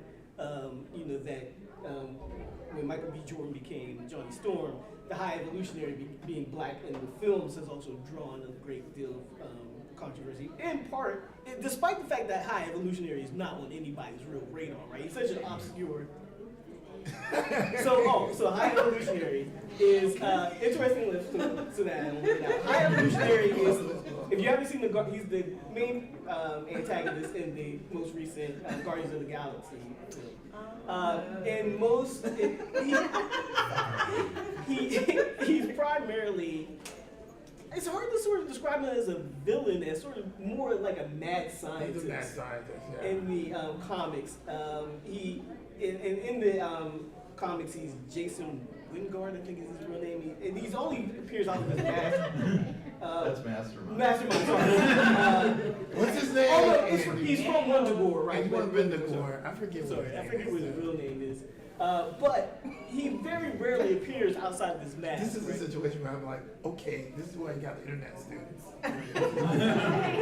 But he very rarely appears out of his mask. In fact, I can only think of one time. He's usually wearing a sort of purple helmet that has close facial features or whatever the case may be, renders him bald. But I've seen one panel where basically he's like a brunette white guy. And based on the existence of that panel alone, people have sort of lost it about sort of the actor, and I'm blanking on his name, who portrays him in the film. But he is someone who I think wields great power, great intellect. Obviously is shaping the galaxy, but he's not originally black in the comics. No. The same thing with Flag Smasher. In the comics, Flag Smasher is an actual male. He's a foe of Captain America's. And he's an anti-nationalist. In the series, he's portrayed, and again, I'm blanking on the young woman's name, but in the series, he's portrayed by a biracial woman, and she plays Infant's Nest in Han Solo, for those of you who haven't seen it. And she does it's a really interesting interpretation of that character that actually sort of makes sense. Whereas High Evolutionary, for me, it was just like, okay, well, this seems like race bending to make up for the fact that we don't really have a black villain, or this actor perhaps auditioned for a role and had enough gravitas to actually legitimize it. So I'm sort of curious where you are with this. What did you think of the varying degrees of legitimacy of those race bending, the effectiveness of them? Well, I mean, obviously, I think the question about the legitimacy, in the case of High Evolutionary, that's an example of a character nobody knows what color they are. I mean, like even unless you're me, you don't know who High Evolutionary is, right? Like I know he's a white guy, but that is just me and some other kid that lives in the basement.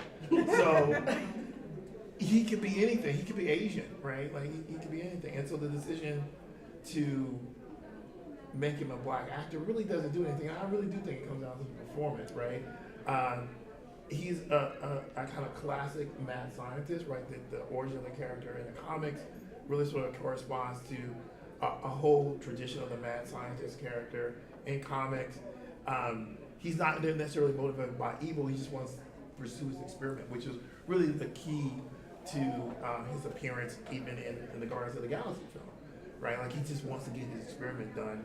And to do that, he does horrible things, but his motivations are about the creation of a perfect society, the creation of a perfect race, which is, again, a narrative that is drawn directly from the comics. So his race is almost immaterial, and so therefore, this sense of loss is often associated with these critiques from the audience has nothing, it's mostly racial anxiety. I think sometimes when they make these changes, the Flag Smasher is an example of that change having a real powerful effect to heighten the impact of the motivation of the character, right? So because that character is biracial and female, a lot of the things that she does and a lot of the positions that she's articulating resonate across a question, again, of authority and agency and how resources and the worth of how society is operating related to marginalized people. And she's really a driver of that. And one of the great things about her character arc is that, you know, a lot of people hear what she's saying and understand why she's doing the things she's doing. Even, you know, the Falcon, Captain America, understands why she's doing what she's doing. He's constantly trying to reason with her and talk her down. And in a way, because that shift emphasizes her perspective in a way, I think it really helps the audience understand a character than the original, you know, comic context wouldn't nearly be as motivating for the audience, right? Like, Flag Smasher is basically the opposite of Captain America, an anti-nationalist who's really promoting a kind of like getting rid of borders and getting rid of authority, and, you know, in opposition to Captain America, a hyper-patriotic character closely associated with the United States.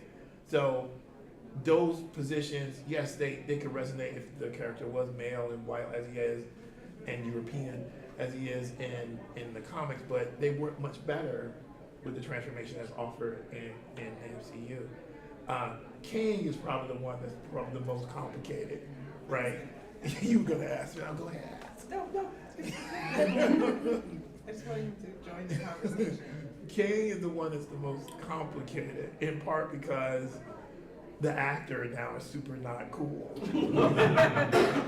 for so many people, right? But he's the closest. He was going to be the best version of like a black supervillain that we were going to have, and so now, you know, there's a real question in my mind whether or not they're going to stick with the idea of keeping the character black, or just move away from that character altogether and try to pick another villain. Obviously, you know, the question of diversity is a talking point to the sort of corporate attack on Disney and therefore a corporate attack on the MCU. That's part of the reason it's not successful anymore, even though every movie they made has made a lot of money. So success here is like, you don't feel good about it making the money, or you do feel good about it. Okay. They have not lost money on any of these movies, even the Marvels. Everyone's like, that movie made money. But people didn't feel good about it making the money, so therefore it was a failure. I haven't heard anything, like I'm always looking like, who are they gonna try to pick? But they haven't said anything, and they're drastically pulling back on their production schedule, right?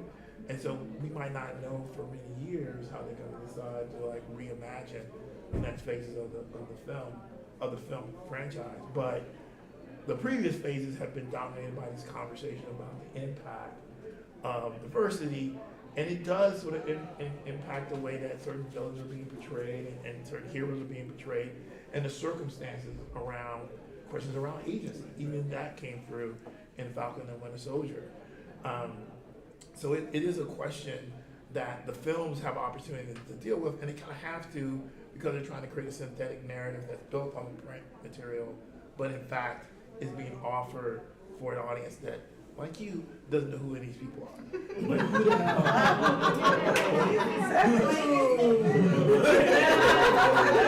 You just said Herbert Wyndham. Oh, thank you. Yes, But Kang's interesting, and so the critiques of race bending Kang are largely about sort of not only just the fear of, hey, well, you've taken this character who is traditionally represented in a multitude of ethnicities, right? Because one of the things that Kang is a very complicated character who's, represented at one point as a guy from the future, then as Rama Tut from the past, and he's supposedly a parent descendant of Reed Richards, Mr. Fantastic from the Fantastic Four. And so the fear seems to be, well, if you make Kang black, then somewhere along the line, Reed Richards has to be black, and then you're getting into the weeds, and we go through Michael B. Jordan's right? So I think that's where that you saw that sort of heightened anxiety, and then of course the other factors playing into this, which would We'll speak about that here. We won't talk about that there. Although there are rumors that Coleman Domingo might be one to replace him. Every black actor who's been vaguely who has a mustache. You rock a mustache.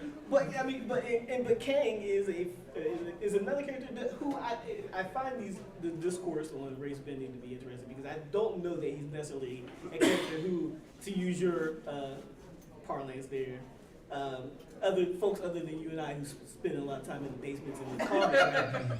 Prior to contemporary times, they probably didn't really, they didn't have really a lot of resonance with most your average comic book fan or your average comic book film viewer. And so it's really interesting to see some of the anxiety emerge around somebody who ultimately can be both a little bit powerful and can shape his environment, has that agency. It tells a lot about them. And he's another character, like the High Evolutionary, that most of the pictures of him, he's in head to toe armor, purple armor, right? And so therefore he could be anything. And when they introduce the idea of the variations, he is literally anything. Like Kang as an Egyptian, Kang from the back, so it's like, in the multiversal element, obviously Kang could be a girl. Kang could be a lot of different things. He could be Mexican. I mean, he could because variation. And so the anxiety is so pronounced. And I think you're right. It has to do about Reed Richards, right? Like whoever Kang is, then does that mean Reed Richards? Which again ignores how genetics works. Like, have you not watched any Finding Your Roots story? But even in mask or covered from head to toe, whether you're talking about a mainstream audience or a cult audience or a niche audience, there are some assumptions. So in a sense, yes, of course, in the big broad world, can be anything. But oftentimes in our head, we don't live in a big broad world. And so I think that those assumptions are just quite powerful, even if you don't see the race or the gender or anything. I think that that's an important factor. That and familiarity. So for example, there's one character we haven't talked about who has been race bent in the MCU, who's a villain, which is Mordo, right? Played by Chiwetel Ejiofor in Doctor Strange. None of us care about the fact that he's been race bent because very few people know of Doctor Strange's villains, right? And so, and then there's also the reality that he didn't really get to shine too much. So, for example, he gets a bit shortchanged. We see that he's going to eventually become a villain in the after credits scene, but the next time we see him, he's being presented as part of the Illuminati in the alternative world, alternative Earth in the next Doctor Strange film. But none of us really, there was no, sort of pitchforks came out because, Chiwetel Ejiofor, who is a fantastic actor, right? Played him because we just don't know enough about him. So familiarity, I think, factors into a lot of what you're also suggesting. And if people have literal skin in the game, pun intended, then, of course, people get up in arms. But if you don't, right, if you're not sort of familiar with more than they, So that's why Kang was going to be a big risk. He is visible in a way previous villains have not, super villains have not been. Did anybody see Loki season 2? Yes. Because I feel like his race was relevant to the character development, and so it kind of suggested where they might go. Anyway, I want to make sure if others have questions, you should raise your hand also to ask, because we have about 20 minutes left. Oh, I see. Oh, she's mine. That's true. You pick. Oh, go ahead, and then here. When you mentioned race bending that we haven't really talked about yet, I was expecting you to say Electro. Electro. Oh, okay. It's also a movie that we just kind of wiped under the rug. I'm so excited. It's not that it was wiped under the rug. I think the last Spider-Man film when he put them all together and had multiple Spider-Man, that was a better version of that character than the original sort of appearance, and that's probably why we both went like, oh yeah. But that was actually, I think, again, an example of a transformation, a race-bent character. Most people know that Electro is white, but they don't really know Electro. I mean, of the Spider-Man villains, of the Pantheon. It was a hierarchy. He okay, Green Goblin, Rhino, Scorpio, Vulture. Maybe Electro? Right? So, you know, that's 5 movies now, right? The fact that he was presented in the Andrew Garfield film and then brought back in the MCU film, that actually probably was a lot of people's first introduction of that character. And he was presented, I think, much better in a lot of ways, right, in that film. So, yeah, that would be my reason why it didn't really lead to mine. Well, no offense to Jamie Foxx. Well, that and there's one, the Maxwell Dillon / Electro of, you know, the Amazing Spider-Man is not the Maxwell Dillon, I think that's his name. / Electro of the comics, right? His origin is a little bit different. And in many ways, Jamie Foxx plays him very much in the same vein as many of the comic book villains black comic book villains who emerged in the 1970s, right? He's a redeemable character in many regards. We kind of feel sorry for him. He's awkward. He's, you know, someone who unfortunately isn't getting his due, and so therefore he's kind of his anger, his lashing out is sort of redeemable. And I think that's part of, you know, it's not the MCU, but Sony kind of wrestling with, well, hey, we're going to choose this obscure villain from Spider-Man's Rogue Gallery. One, because of course they need to keep churning out the Spider-Man films in order to keep the license, right? And so they're just digging deep into that catalog, right? Madam Web. Madam Web, right? That's how you get Madam Web. Who Dakota Johnson, interestingly enough, has said this really interesting quote about the film, which is, "I don't know if it's going to be good or not."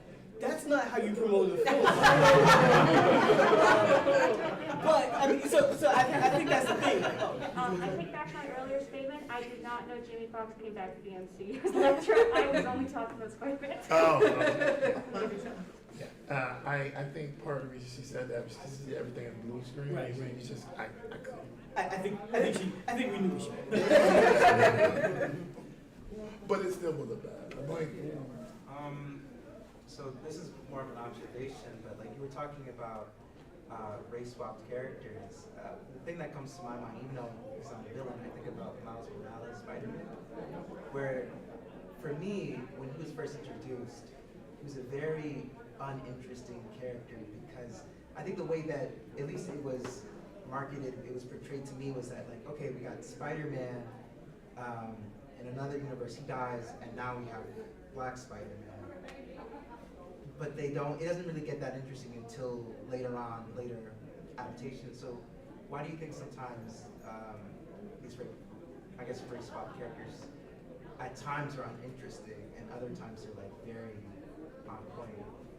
So there's a history particularly with Marvel in particular, right, of legacy characters, which is, and we've talked about this in conversation before, but part of what happens is the following conversations often happen amongst comic book readers, which is, well, I don't understand why you can't create new original black characters and not have them be, you know, sort of, let's say, Rhodes becoming Iron Man or whatever the case may be. Why do they have to be legacy characters? And what immediately happens is Marvel creates a new character who has no ties to anybody else, and people proceed not to pick up that comic. So from a sales strategy alone, right, you sort of need these characters to be legacy because otherwise, you know, folks just won't pick them up.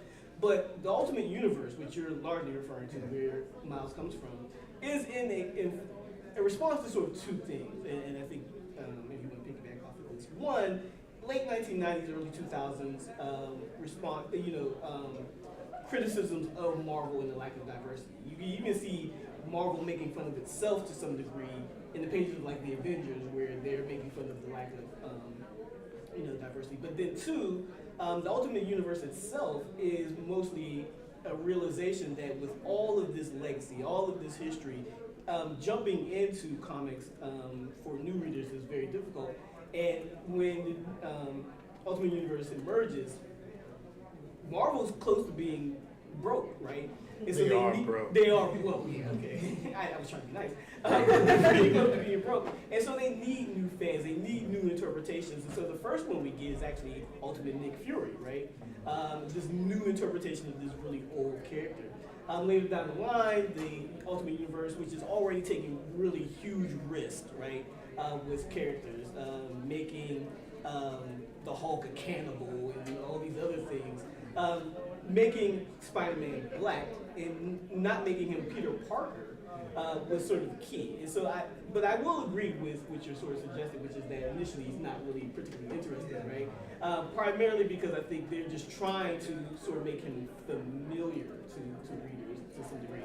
And then in later years, he subsequently is able to sort of become a more well-rounded developed character, at least to me to some degree. So my response to the question of the replacement character, to Phil's point, replacement characters are pretty much a mainstay of comics, right? Yeah. Superman, Superboy, Superman, Supergirl, Batman, right? Like, that's the way the whole Bat family, the super family, that they sell comics because like, well, we know you like this. We'll slightly change over here. Will you buy another version of this? Yes, you will. Will you buy like 4 versions of the same thing? Yes, you will. Will you buy like a crossover with this version, that version? Yes, you will. Will you buy a version that's like wearing a symbol but totally different? Apparently not, right? So there's a way where like they're just trying to sell as much as they can. And the person that I think ultimately always is the object of concern when the character is replaced in terms of race is the black person, right? Like it's like they know that they are getting women and people of color reading the comics. The question is, can we get more? Right? Can we get more? And that sort of switch out often is the opportunity to get more. And so that is always a thing. And this the narrative like, oh, why can't the characters be completely original? In some ways, Miles Morales, Ms. Marvel, these characters are great examples. In each case, I think to an extent, they never, that is Marvel, never thought, oh, this character's gonna be huge. Like I mean, I think the creators might have thought like, I'm just gonna like, throw everything out there and try to make it happen. But from the publisher standpoint, they're going like, okay, yeah, you want to do that, but they're not necessarily thinking this is going to be like a juggernaut. And in both of those cases, once enough of it got out there, in fact, with became this sort of self-sustaining narrative. I think that's an important sort of lesson, and it often intersects with this question of like who's reading, are they getting new audiences? It also has a lot to do with like the nature of the distribution systems that these characters are coming into, with the Ultimate Universe. That was a simplification of the Marvel universe. It was deliberately designed to be, hey, these stories, we're just simply telling them a different way for a new generation of people. Very few writers, small group, launching with small titles, almost boutique in a way. And that's similar to how they launched during Marvel Knights, characters like Black Panther, right? Like, okay, these are experimental things. Do whatever you want, priest. You can write whatever you want in the pages of Black Panther. See what you got? That was completely different, unlike anything people had seen related to the character before.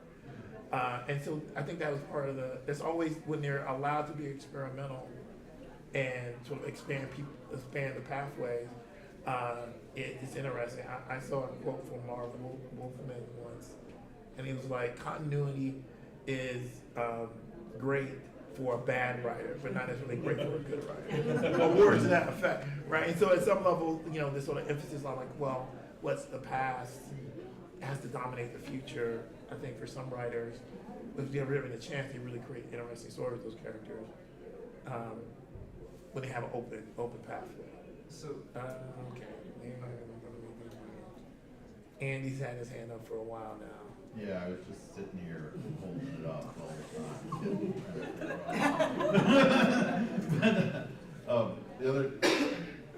The other night we were talking about Amanda Waller, and now you're talking about Phil, when you're talking about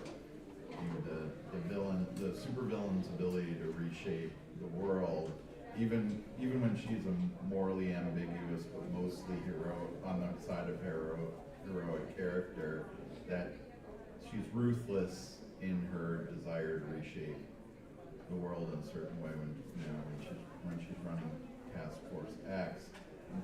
Now she seems to be moving into a direction, both with Viola Davis in the movies and TV shows and in the comics, as just a kind of straight up villain who's she's got, I think there was a plot recently where she's trying to take over Earth 3, whatever. So I'm just curious where she might fit into your kind of conception of the black supervillain, especially as something you're looking for more of. Having not, so she just came to my attention, the new direction she's taking came to my attention when you mentioned to me yesterday. And so I think she's getting it. I mean, you want to take over Earth 3? That makes you a supervillain, right? But more importantly, like the real capacity to do so says a lot, which is, I think, one of the things that separates, again, a lot of folks. The person I think about from Marvel, for example, who I talk a little bit about in my article, is someone like Moses Magnet, right? Yeah. Who has power, has great intellect, can alter the world, tries to alter the world, fails, right? And failure in and of itself, I don't think robs you from this status of being a supervillain. It helps if you can actually succeed, right? If you're a real threat. But in this case, I would say, well, you've got a clear case of someone who both has great power in the sense of controlling a great amount of resources, great intellect. No matter which iteration of Amanda Waller we see, she has great intellect. Superb strategist, right? Because she's also been part of the checkmate, right? And of course, if you're correct, right, has plans for taking over another Earth, I say, hey, make her a supervillain. I'm all for it. But I think one of the things what I'd be curious, and I don't know if you know this, is who's writing that? Because I think that's where things become a lot more interesting. Because I've seen a lot of, and I'm sure many of you, if you're superhero fans, have seen documentaries where you have a bunch of folks who are now on the apologetics tour. Those folks from the 1970s, 1980s, who now are regretful about their portrayals of black superheroes and supervillains, or even women in many cases, saying that, well, hey, listen, I was just a white guy and I didn't really feel comfortable. I did with this the best that I could. And so I'm really interested as, one, Amanda Waller as a character who was maligned in the 1980s, right, as sort of a government bureaucrat gone wrong, and coming about in the Reagan era, which is important for this discussion. I'm curious as to, well, A, who's writing her currently, and B, what is she serving as a commentary on? Is she just powerful for the sake of being powerful, or is she part of a critique of, let's say, government authority gone awry, right? And it makes it really interesting if she is a critique on government authority gone awry, given Kamala Harris's proximity to power, right? These things do that does factor in. So I don't know how recent. Just to answer one of your questions there, like Chuck Brown, we both know, lives in Columbia, South Carolina, has written one Waller special for the recent Beast World crossover, and has done some other short stories with her. So it seems like DC's gearing up for him to be the kind of guiding force behind her, even though she's got a huge impact throughout all the books. So. Waller, I think, is an example, and I don't know if you all know Kristen Warner's work, who writes about, the problem of actually bringing anything of color, black casting, et cetera. And I think, with someone like Amanda Waller versus someone who's from, say, another planet or universe, I might care more about like a clearly African-American woman. And one example, I might say, how did Condoleezza Rice, I need like more of a Condoleezza Rice narrative, not a Kamala Harris narrative, but maybe like more of a Rice, like how do we make sense of her being an Asian in the state in this context? But I also just, going back to Killmonger, and I agree with Kiana that like Killmonger wanted to address the whole world because it wasn't just US, there was a long history of European colonialism, or how they, I mean, it's very much like, they make very clear it's broader colonialism practices from the art museum on, right? But there is also the thing that's always interested me when I would have all these conversations about both the first Black Panther and the second Black Panther and the adaptations, that when I say, like, you know, part of the intervention at the time the only white person could do is that you're telling the story with primarily Black people, that you don't need primarily white characters. So this idea of like a narrative idea that what's valuable, and they're like, well, they should be fighting white people and white supremacy. And I'm like, well, what if we say as a commitment to narrative that we don't need white people to tell black stories? Like, what happens if we say in terms of casting, in terms of narrative frameworks, that we decenter whiteness totally and say that there is an idea that we can tell stories that does not require white people to have a primary role? And I'm kind of committed to that idea. Like, I actually am interested in the idea of telling stories where you can have only people of color.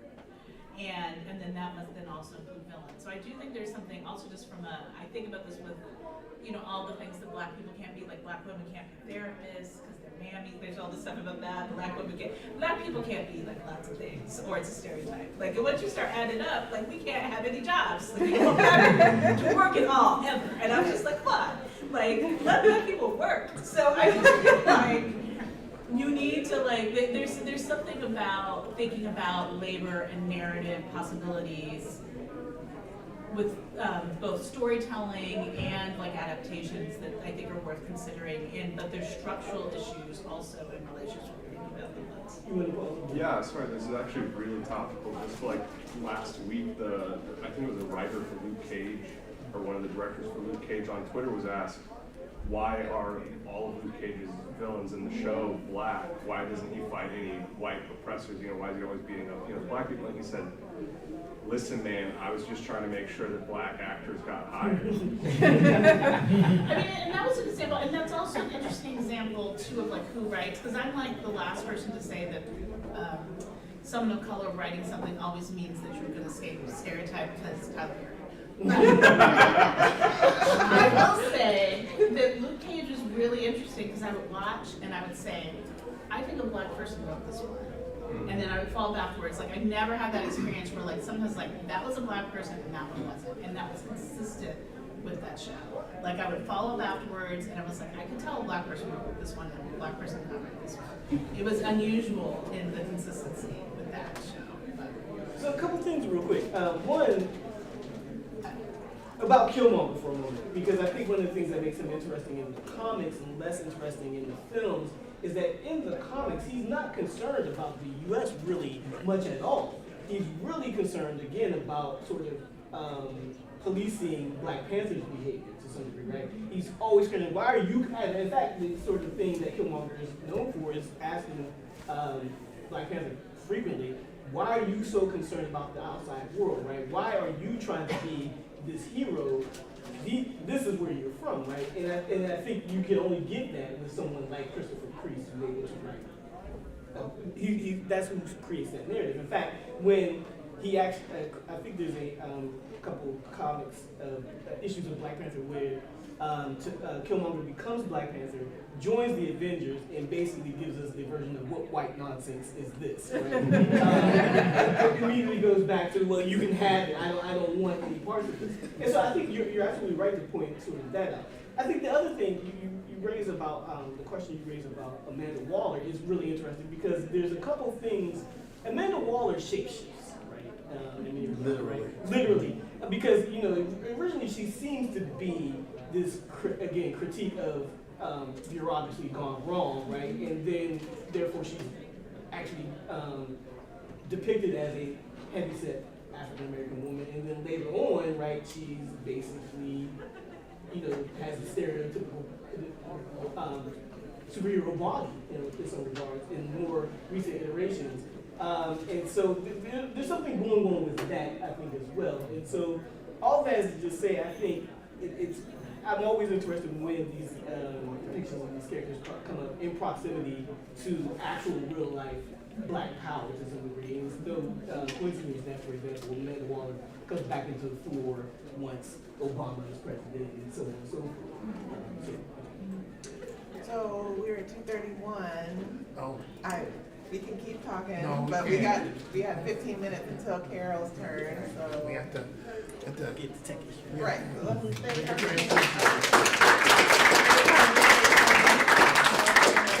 Your idea. All right, back at 2:45.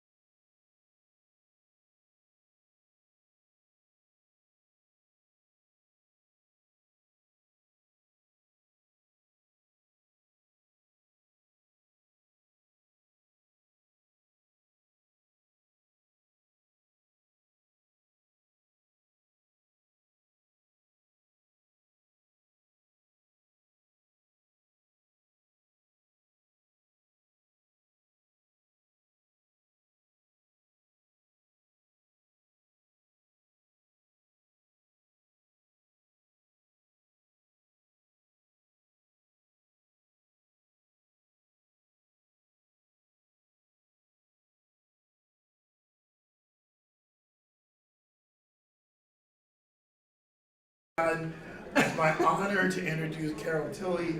Carol actually is probably needs no introduction, but I'm really happy to have her here.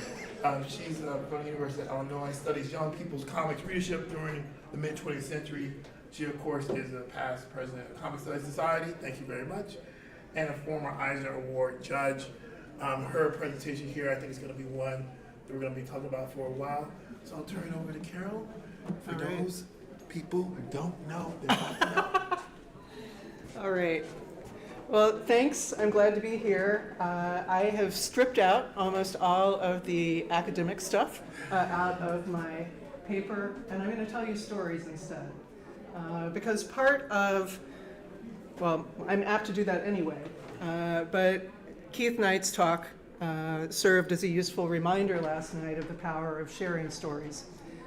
And so I'm sharing some of mine, and I'm sharing some stories from young readers, some of whom are anonymous, and some of whom are known, but perhaps not contactable. And so I hope you enjoy.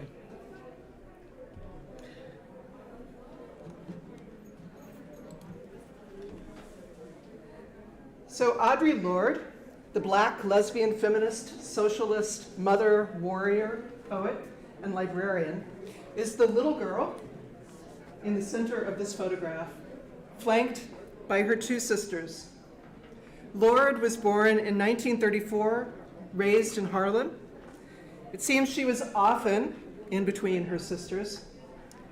In her book, Zammy, A New Spelling of My Name, Lorde writes of her childhood, "In the Harlem summers of my earliest days, I walked between my two sisters while they plotted the overthrow of universes in the casual make-believe language of comic books. For those comic books, the other reigning and possessive passion of our summer days besides the library, we walked for miles uphill. With determination and great resolve, we trudged up Sugar Hill, 145th Street, from Lenox to Amsterdam, to trade in old comic books at the used comic book store up on Amsterdam Avenue in Washington Heights, which was an all-white section of town then, in those days before the war, and which is where my mother lives now." Now, I know this is a very blurry photo. This is from the New York City 1940 tax photo repository, and this is the area around 145th Street in Amsterdam, which is where Audre and her sisters would have bought comics. The store was run by a fat white man with watery eyes and a stomach that hung over his belt like badly made jello. He tore the covers off the leftover comic books and sold the books at half price, or exchanged them for other old comics in good condition, 1 for 2. There were rows and rows of table bins with garish, frontless comics in them, and as soon as my sisters took off down one of the rows for their favorites, Buck Rogers and Captain Marvel, I started searching for pictures of Bugs Bunny. The old man followed me down the aisle, puffing his evil cigar. I tried to run back to my sisters, but it was too late. His bulk took up the whole row, and I was painfully aware that I was not supposed to have left their sides anyway. "Let me help you up, sweetheart. You can see better." And I felt his slabby fingers like sausages grab my ribs and hoist me through a sickening arc of cigar fumes to the edge of the bins full of Bugs Bunny and Porky Pig comics.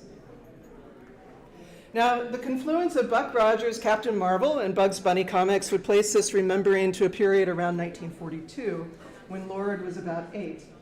In Zammy, she sets it earlier. In the book, she was closer in age to the little girl in the photo, not yet able to read. I'm not so worried about the chronology of Lorde's recounting. I'm instead fascinated by her discussion of comics, what she and her sisters read, the ways their ideas were populated by content from comics, how they came to acquire these books. Altogether, it makes for a somewhat rare glimpse of how comics figured into the lives of 3 young black girls in the early 1940s. For the past 14 years, I focused my research on understanding what comics meant to young people living in the US during the mid-20th century. This is a period in which 95% of elementary school-aged kids read comics. At the industry's peak, in the early 1950s, there were nearly 1 billion new comic books sold in the US annually. And that figure doesn't include the market in used comics, like the ones that Lord and her sisters shopped for. For young people in these years, reading comics was a more popular pastime than playing video games or even hanging out on social media is for young people today. I often say in my talks that it didn't matter what your socioeconomic status or sex or race was. If you were a young person during these years, you were a comics reader. For a long time, I didn't really think about what it meant to claim Black youth as comics readers. The evidence seemed scant, and in fact, most of the studies, reports, news stories, and images I encountered focused on white youth. In 2018, I had an epiphany. I was hosting the inaugural conference of the Comic Studies Society, and our first day was a community day in which the talks and activities were open at no charge to anyone who wanted to attend. Throughout the day, I greeted attendees, including an older Black woman who had come out of curiosity. She asked me if she could return the following day for a talk on Black women in comics. Consequently, I invited her to be my guest at the conference, and she attended the whole weekend. When we spoke at its conclusion, she told me how exciting it had been to learn about Jackie Orms. I grew up reading Archie comics, she said. How I wish I had known there were comics for someone like me. The scholarship that views the comics readership experience of this period retrospectively, as well as the most visible than contemporary studies, nearly always views it through the lens of whiteness. My research is no exception. As a white comics scholar, I have found it all too easy to approach my historical investigations of readership without considering the race of the readers I study, except in a cursory manner. But this brief conversation I had during the conference in 2018 spurred me to do better. Now, I want to take you back a few more years to 2010 and the first epiphany that I had. In 2010, I made my first visit to the Library of Congress, hoping to expand my work on librarians' responses to comics. It was that year that the papers of noted anti-comics psychiatrist Frederick Wertham were opened widely, publicly, to researchers. In his 1954 book, Seduction of the Innocent, Wertham notes the letters he received and the conversations he had with teachers and librarians about comics. I hoped that in the more than 200 archival boxes of his materials, I might find records of those interactions. That research trip changed my life. Beginning on the first day I worked in the Wertham collection, I found systematic and pervasive indications that the quote-unquote facts Wertham argued from in his anti-comics work weren't always factual. I made several more research trips and a lot of photographs and photocopies before I published a paper in 2012 that documented a portion of these falsifications. A writer at my university's news office heard me give a 5-minute talk about this work, interviewed me, and wrote up a story.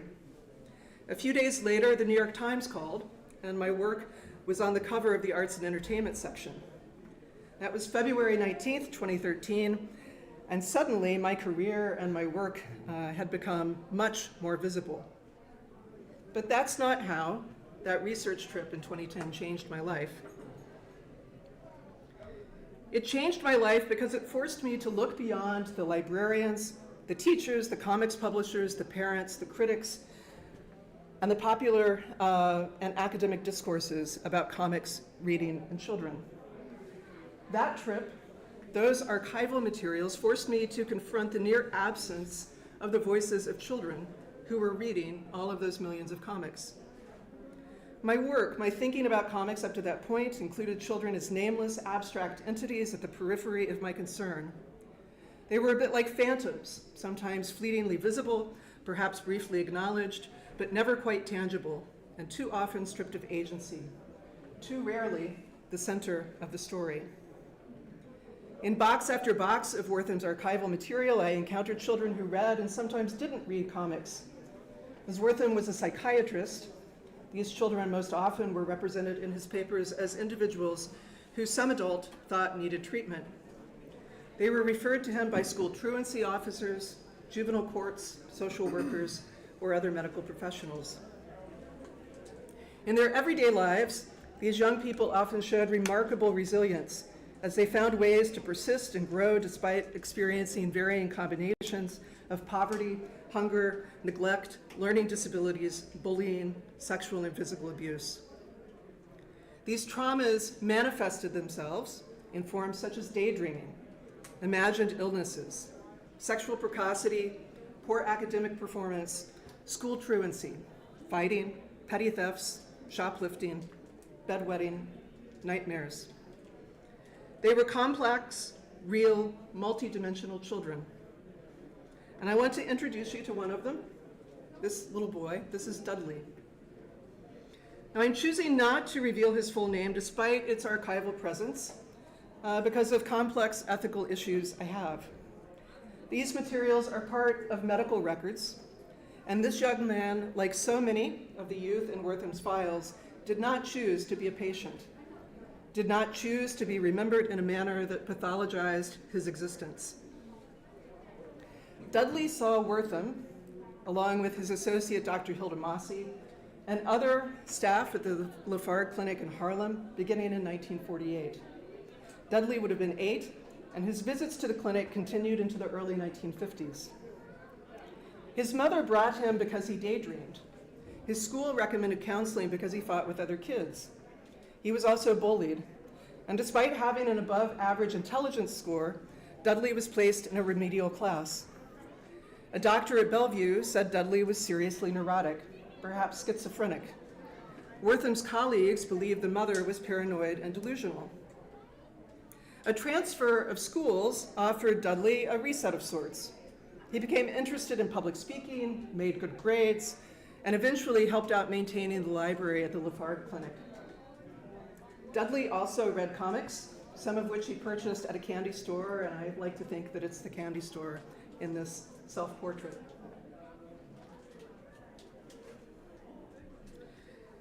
He told Dr. Mossy that he liked comics that focused on adventure, like Batman, Crime Does Not Pay, The Lone Ranger, and Dick Tracy, all popular titles in the 1940s. When he was 9, he told the Lafargue staff that he owned about 10 comics, purchased from money given to him by his mother. He said he used to have more, but that he had been losing them. He said some of his friends had as many as 100 comics at home. He also recounted to the staff his understanding of a story titled College for Murder that was in Black Cat Comics. About it, he said, "I like Black Cat. She is a woman, goes to college. It became a college for murder. They used to commit suicide or murder in this so-called college. That's it."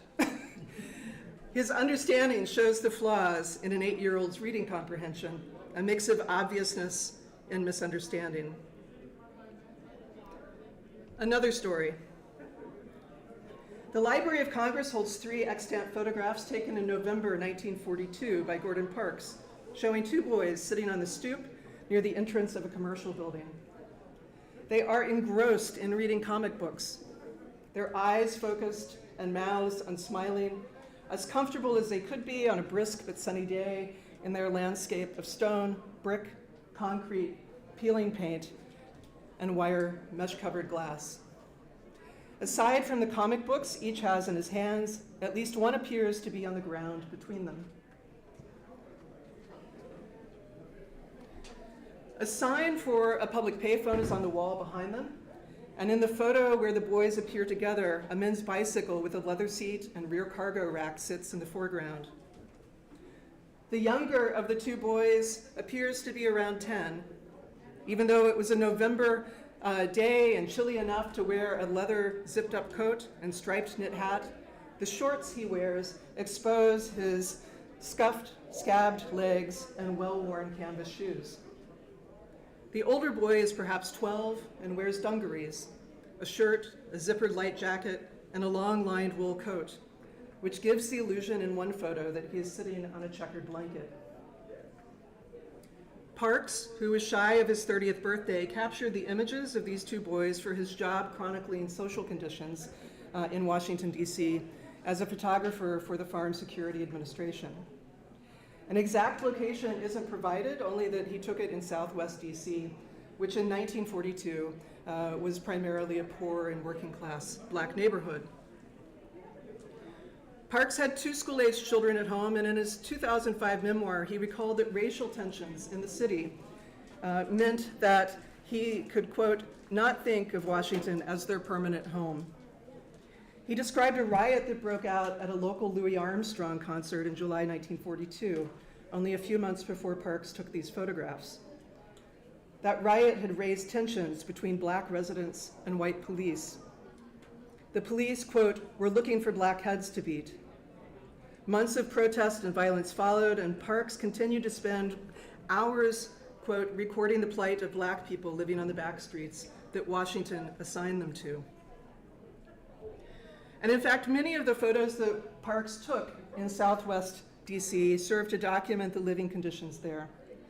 Families crowded into shabby dwellings, often with no electricity or indoor plumbing, children playing amidst piles of rubbish, a young girl recovering from a rat bite.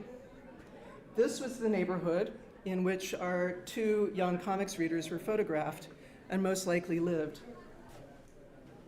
The one identifiable comic book, Kiana, would you pull those out? In the photograph is Police Comics number 9, which was published in May, carries a May 1942 date.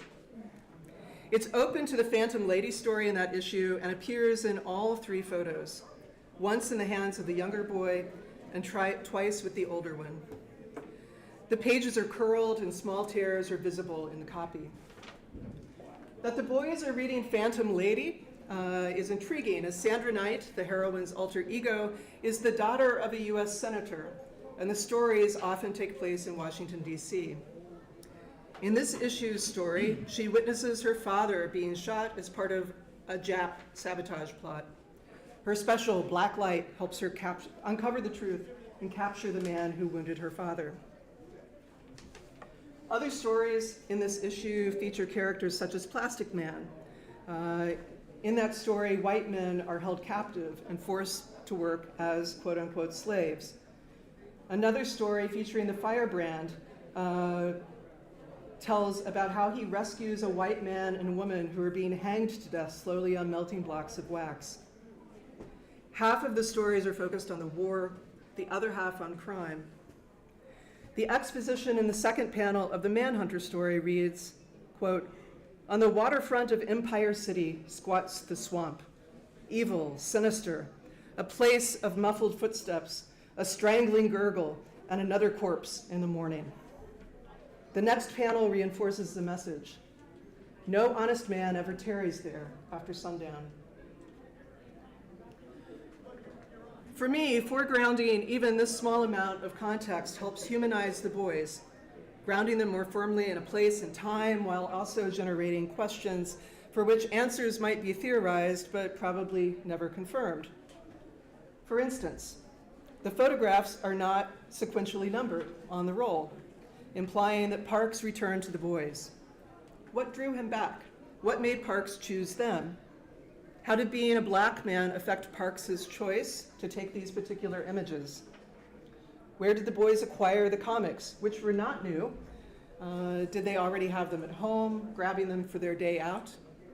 Maybe they acquired them from the paper salvage collector who appeared in other photographs by Parks on that roll of film. Why did they choose the wharf area for reading? Were they brothers, friends? Is this usually how they spent their free time? And so many questions of the same questions might be asked of this photograph, taken by Parks nearly a decade later. He had returned to his hometown of Fort Scott, Kansas for a life photo shoot about school segregation.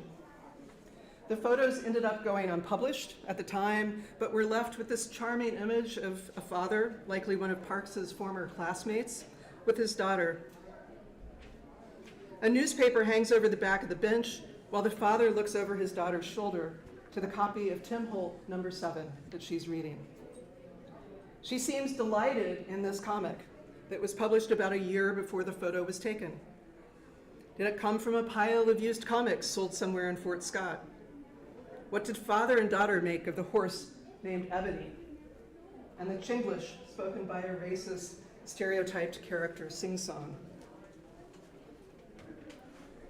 Another story.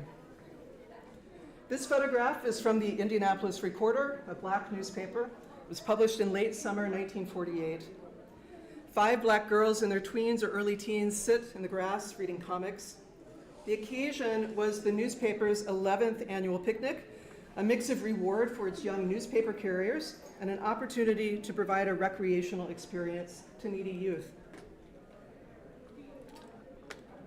The accompanying story described the day, noting that more than 600 youth, quote, not only enjoyed the exhilarating air of the open countryside, but an untrammeled opportunity to play games, romp, skip, hop, and jump to their heart's content. There was cold Coca-Cola, hot dogs, ice cream, baseball, and music. The image of the girl is captioned with, quote, some of the girls preferred to read the commies, I've never heard it referred to as commies, under shade trees. While the day was organized for fun, at least 2 adults gave talks that focused on, quote unquote, advancing the worthy aspirations and ambitions of Negro people, and the role of black newspapers like the Recorder in helping readers understand how events affect, quote unquote, the lives and destinies of members of their race. The picnic was held on a farm in far western Marion County, about 10 miles from many of the city's heavily red-lined black neighborhoods. 10 buses, escorted by 4 law enforcement officers, transported the participants there and back. The pleasure of basking in a few hours of recreation, food, and music amid trees and open green spaces was probably a welcome respite for black youth. Although Indianapolis is geographically north of the Mason-Dixon line, it was intensely, fiercely segregated. Thus, the picnic's dual purpose of providing recreation and racial uplift seems most appropriate in this context, where black youth's opportunities were too often constrained by white supremacy.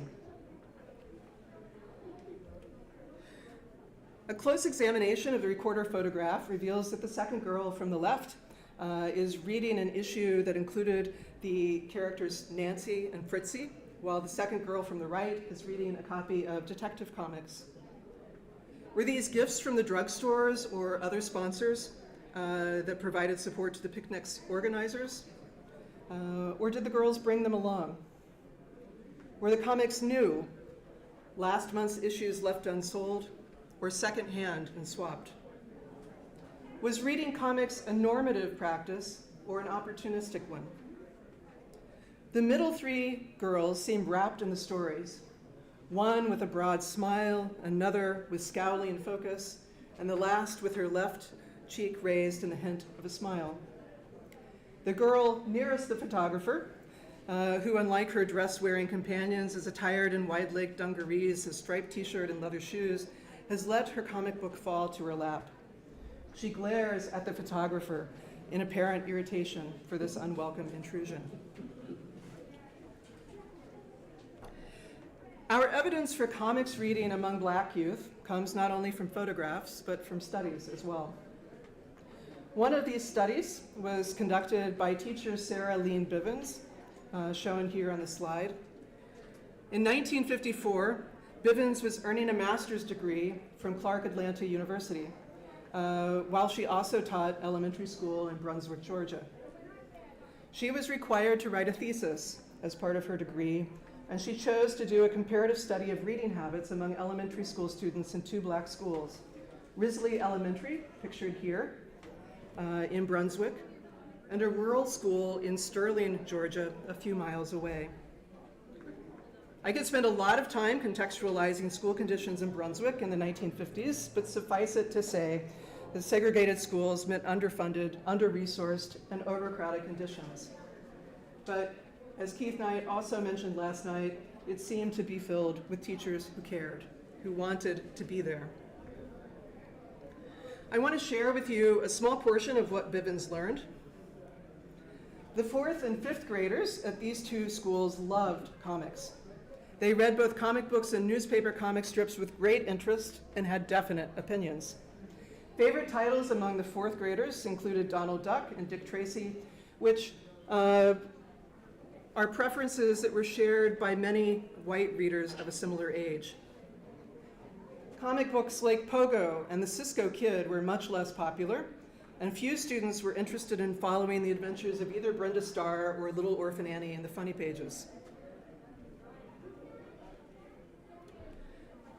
Bivens' thesis was completed in August 1954, a few months after the U.S. Senate hearing on the role of comic books in promoting juvenile delinquency, and a few months as well after the publication of Dr. Frederick Wortham's anti-comics book, Seduction of the Innocent. Readers meet Ralph in Seduction's chapter on the effects that reading comics has on young people. His one-paragraph story bookended by comments about how comics have made brutality and torture commonplace among children. About Ralph, Wortham wrote, quote, "A Lafargue social worker investigated the case of an 11-year-old boy who played with a boy several years younger. He put a rope around his neck, drawing it so tight that his neck became swollen, and the little boy almost strangled. His father happened to catch them and was able to prevent the incident from turning into a catastrophe. About a month later, the 11-year-old beat the younger child so that his mouth was all bloody. He did not know that one should not hit a younger and smaller boy. What he did know was that this sort of thing was done in innumerable comic book stories about murders and robberies." Wortham's account is based on one typed page, and you see a portion of the page here, plus 2 scrawled notes that are extant in his archival record. The typed page documenting Ralph's story carries a spring 1948 date, so these events at the time of the book's publication are already 6 years in the past and correspond to the beginning period of Wortham's interest in the broad effects of comics in children's lives. Interestingly, Ralph was neither one of Wortham's patients nor a patient of one of his colleagues at Lafargue. Instead, Wortham learned about Ralph via this document that originated with a social worker for the Salvation Army, who passed it along to a volunteer at Lafargue, who passed it along to Wortham. While Wortham's account of the strangling and beating incidents are generally consistent with the written report he was provided, he failed to provide an accurate context for the whole story. Ralph was actually 13 years old, not 11. He was black and, as the document states, part of a stable Negro family. His father was a handyman for a restaurant located in Manhattan's financial district. He earned a poverty wage.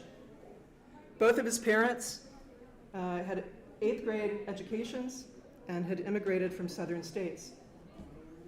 They lived in the South Jamaica House housing complex in Queens, an integrated housing project completed in 1940 that was built in a black neighborhood and managed by the New York City Housing Authority. Ralph had a congenital heart condition and severe myopathy. He was nearsighted. The social worker made no indication that his eyesight was corrected with glasses. Either way, I have to think that a black nearsighted teenager with a chronic health problem living in an urban housing project had probably experienced his own share of bullying. The social worker documented little information about the boy whom Ralph purportedly abused, only that he was a neighbor's child, smaller and several years younger than Ralph, who lived downstairs. In 3 separate sentences, the social worker described the younger boy as Ralph's friend, implying that the relationship was not one between a bully and his victim. The Salvation Army woman questioned Ralph's mother about whether he read comic books, and she reported that he read Crime Does Not Pay and Gangbusters, which were both popular titles emblematic of the crime comics genre that grew immensely popular in the last half of the 1940s. The crime genre was widespread across popular media. This was the era of detective radio shows, film noir, hard-boiled crime paperbacks, and pulp crime magazines. If Ralph had not read crime comics, chances are good he would have encountered similar stories in other media. When he was asked directly what comics he read, Ralph said that he liked Batman and Superman. As Wortham did in Seduction, Ralph mentioned the murders and robberies contained in these books, but unlike Wortham, Ralph clearly emphasized that these superhero titles were focused on the titular characters capturing murderers and robbers. He was focused on saving people, on ending crime, not on committing it.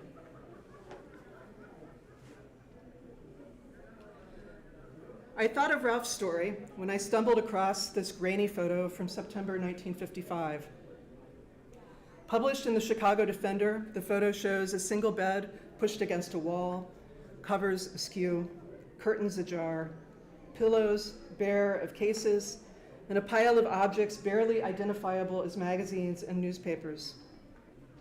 The caption reads, "Still unmade and unslept in since August 28th is the bed Emmett Lewis Till was taken from that night. Only one member of the Wright family has slept in the house since that night. Several comic books and papers remain on the bed." 6 days after this photograph was published, a jury acquitted the men who took Emmett Till from this Mississippi bed in which he slept with his cousin Simeon and murdered him. 2 weeks later, another Defender article confirmed that Till was indeed a comic book reader. It quoted one of Till's Chicago neighbors, who said the 14-year-old Till read, quote, "Little Lulu, Superman, and Space Patrol. Never any dirty ones or nasty pictures." That the neighbor carefully qualified the kind of comics Till read indicated the precarities of both comics reading and Black boyhood. But I also appreciate the possibilities afforded by the neighbor's comments. Because of them, if only for a moment, and if only in my imagination, I can see 14-year-old Emmett Till along with 13-year-old Ralph for the boys they were. Wortham chose in Ralph's case to pathologize his comics reading, arguing that it was indicative of lynching as play in which Ralph purportedly engaged. Yet that same act of comics reading becomes, in the neighbor's description of Emmett Till, a means of humanizing Emmett. And as Kiana has written, it helps reclaim his immaturity as a teenager. That reclamation should be unnecessary, except, as the literary scholar Habiba Ibrahim reminds us, vis-a-vis the work of Frantz Fanon, adulthood, quote, was shackled to the necks of Emmett Till, Ralph, and countless other Black youth. My hope is that these counter stories, period, that I wrote about in the essay, that I continue to uncover, that they provide a useful starting point for the construction and reclamation of more and richer stories about historical Black children as comics readers. Digitization projects certainly make it easier for scholars like me to read sideways and upside down and into new archives. But more than access to resources, scholars who want to foreground the lived experiences of historical children, nearly all of whom, regardless of race, are marginalized within the documentary record, must be willing to listen to what these children have to tell us. We must draw on our own empathetic understanding of what it means to be a child, not to appropriate their experiences as our own, but to enter into conversation. And I think in this way, we can, to some degree, restore their agency in constructing histories of their experiences as comics readers. Thanks.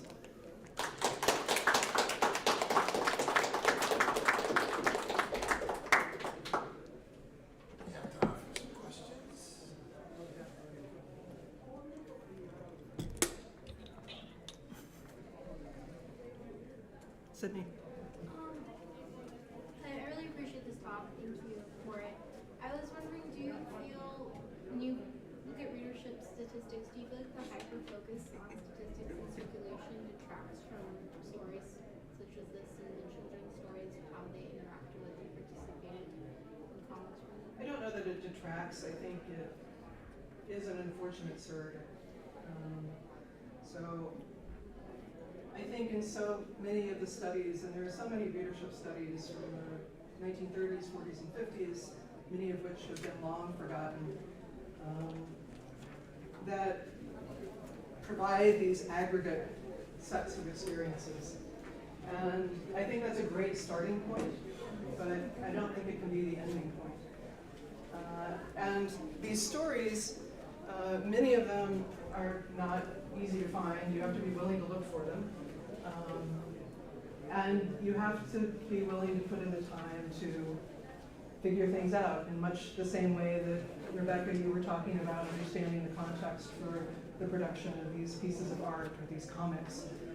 It takes time to build that context.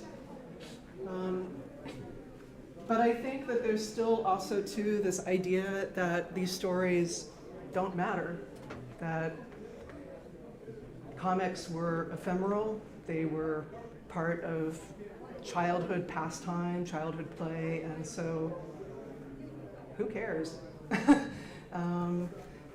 And for me, I've come around to this idea that it's really important for us to remember, to honor, and to respect these young readers. And it's really, when I wrote the paper about Wortham that came out in 2012, I tell people I did not want to write that paper.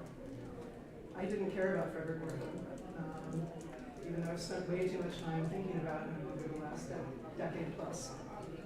But as I continued to look through the archival materials, I kept getting more and more angry. It's like, what did you do to these kids? Why didn't you believe them? Why didn't you listen to them? Why didn't you respect what they told you? And I couldn't let go of that anger. And so my response was to find a way of giving those kids their stories back and letting them speak. And so I really have, many of you probably know, I've amassed an enormous archive of stuff that I can't seem to write about. I talk about it. But it's filled with stories like these that I hope to share. And one of the things I've found is that when I go to places like this and talk about these young readers, I tend to get stories in return. And that's part of the reciprocity that I really appreciate. Because adults, sometimes I had one woman at a talk who was around 90, and she talked about growing up reading Blondie and Dagwood in the paper, and that was something that she and her husband continued to do every morning. That was the first thing they did. They talked about Blondie over their breakfast. And her husband was no longer living, but that was still something that she was carrying through.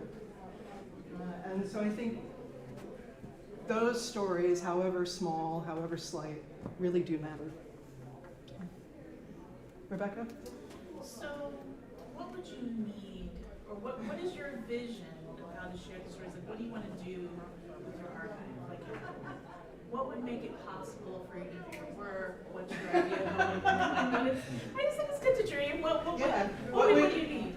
So, I've thought a lot about this. I don't think conventional academic publishing is the right mechanism for this. I don't think a monograph, I don't think a journal article, whatever is right. I'm not even convinced that mainstream press kind of book is right. There was a book, I have no idea why I picked it up, but it came out from University of Georgia Press several years ago. And it was historians who collaborated, and they were each writing an essay on a photograph that inspired them to study the Civil War, a photograph that they saw when they were kids. And there's something that really grabbed me about that. And I can imagine maybe a digital repository, a set of posts, something that really honored the visual elements of these, that allows people to come in wherever they want and find these kids, find their stories. So beyond figuring out exactly what that would look like and having time. Sounds like you need an NEH. I need a what? An NEH. I was just. I applied.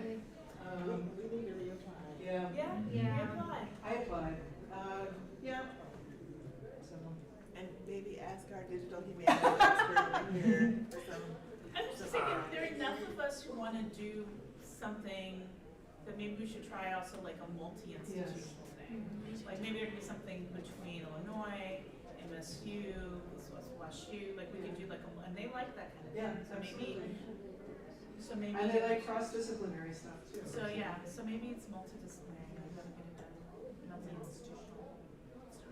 Yes. All right.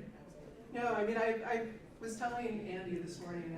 I recently a paper that I wrote a long time ago just came out a couple of weeks ago, and it's one of those papers that probably 2 people will read and forget about. But I looked at the magazine Open Road for Cartooning, which was popular, Open Road for Boys, not Open Road for Cartooning.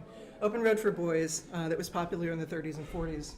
And it held a monthly cartooning contest. And I had written a short piece about it for Hogan's Alley. That was a lot of fun, but then I decided to take a more academic dive at it. And I ended up sampling 1,000 kids from 1930, 31, and 32 who entered the cartooning contest. And I spent several months, I called it Searching for Dead Children, because most of them, of course, are no longer alive, going through census records, school yearbooks, newspaper archives. And I identified about 96% of them. Unfortunately, there were only 2 black kids that I was able to discern out of the 1,000, and only, I think, 3 girls, maybe. But one of the things that came from that, in addition to gathering even more stories, is that I found that more than half of these kids went on to careers in visual arts. They became commercial artists, they became animators, they became cartoonists, they became sign painters, they became fine artists, art teachers, whatever it was. And I love that that gives me a little extra reinforcement for why comics and why this kind of interest matters. Because in the case of the Open Road contest and others like in Tip Top Comics, that allowed kids to try out this thing that they were passionate about, that they wanted to explore. And a lot of these kids wanted to be cartoonists. They weren't all successful, but young people like Reed Crandall and John Stanley and Mort Walker all were part of this Open Road cartooning community. And I don't know why I just told you that, but whatever. Is it 2:45 or 3:45 or what? 2:45. So I have 2 comments. Yes. The recorder picnic. Yes. How did you identify that third? The one I don't know. I only know 2 of them. I thought you had picked out 3. No, I only picked out 2. So I'll go back. 2. How did I? That's just yeah. What are Okay, so if you look really closely, you can see this is the Detective Comics, and you can see the letter D there, which is very distinctive for that period. And if you zoom in here and squint, you can figure out that that's Nancy and Fritzy. So it's not. And then you matched up the dates. I don't. These are approximations. These are what they might have been. I don't know about this. I was able in this last photo, and I can't tell you right now what it is, but I was able to identify this comic too. It was something like Captain Atom or whatever. This was a photograph from Chicago in the early 40s. So my hopefully very quick question is, I love these pictures so much, and it shows us a kind of narrative of comics reading in urban spaces. I know the reporter picnic was outside of the city. And so I'm curious about, you know I've talked about this, but I'm curious about how you feel, do you feel that there is a narrative here in the cities that reads differently across the country? Because Wortham, his work, you know, was urban, was nationwide, very well, mostly East Coast, but it was nationwide, right? It was mostly the New York area. Right, but in terms of the visibility that his book had, and the visibility of Ladies' Home Journal or Reader's Digest, do you feel like there was a different narrative that circulated widely versus this narrative that circulates in places like New York or Chicago, DC? I don't think so. I mean, there were so many concerns across the U.S. Did Wortham hype some of them? Yes, but he wasn't the only person who was raising issues. And I probably have, I don't know, maybe 1,000 newspaper articles that I've peeled off that are all about, oh, we must be afraid of comics, you know, kids are reading comics.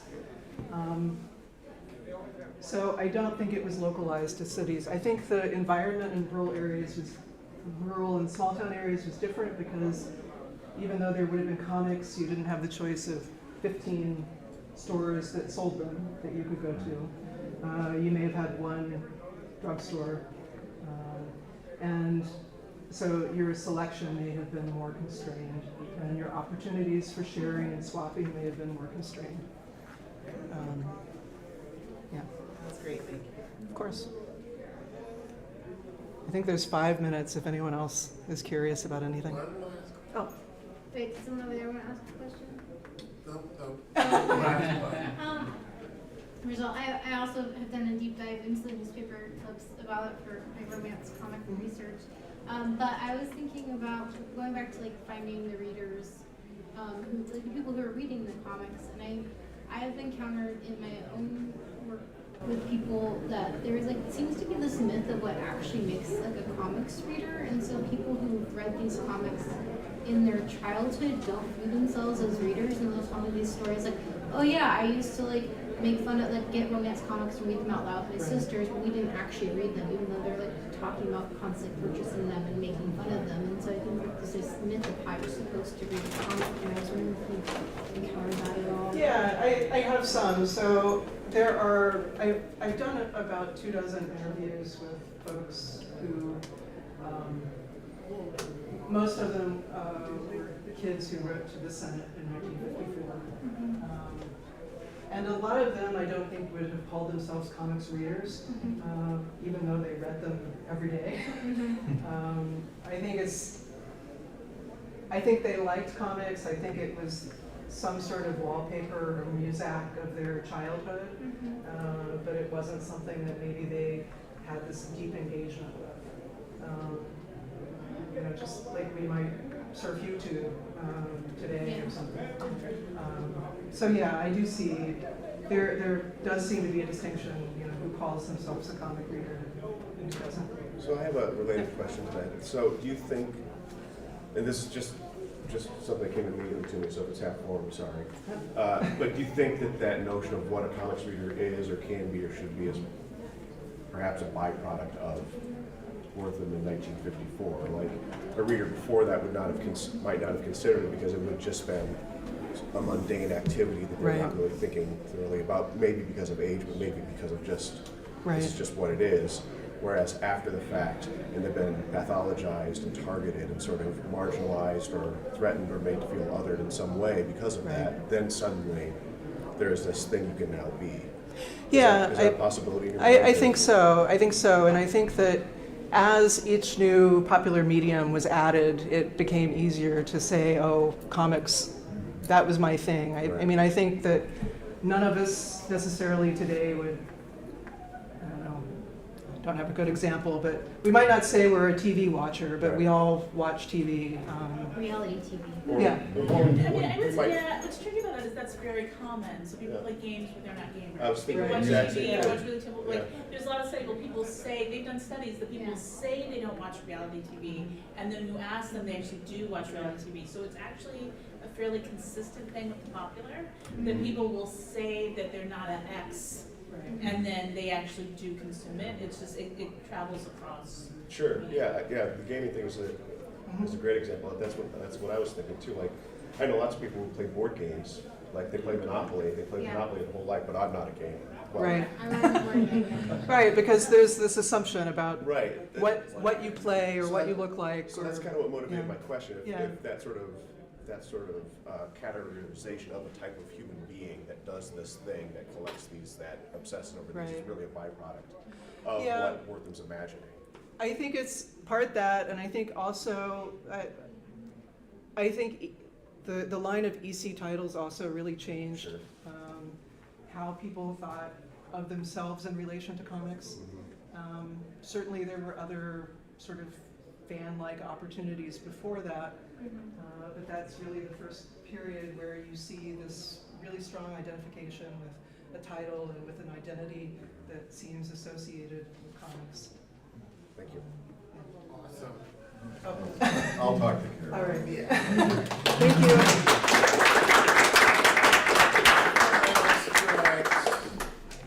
15-minute break and then we'll be back.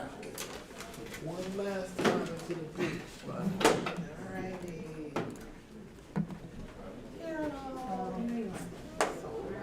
So you were talking about a table that you were thinking about? Was it Not that really, little it's table? that little thing. Just hold the microphone. Okay. I was gonna try and get a bigger one, but I couldn't swing it.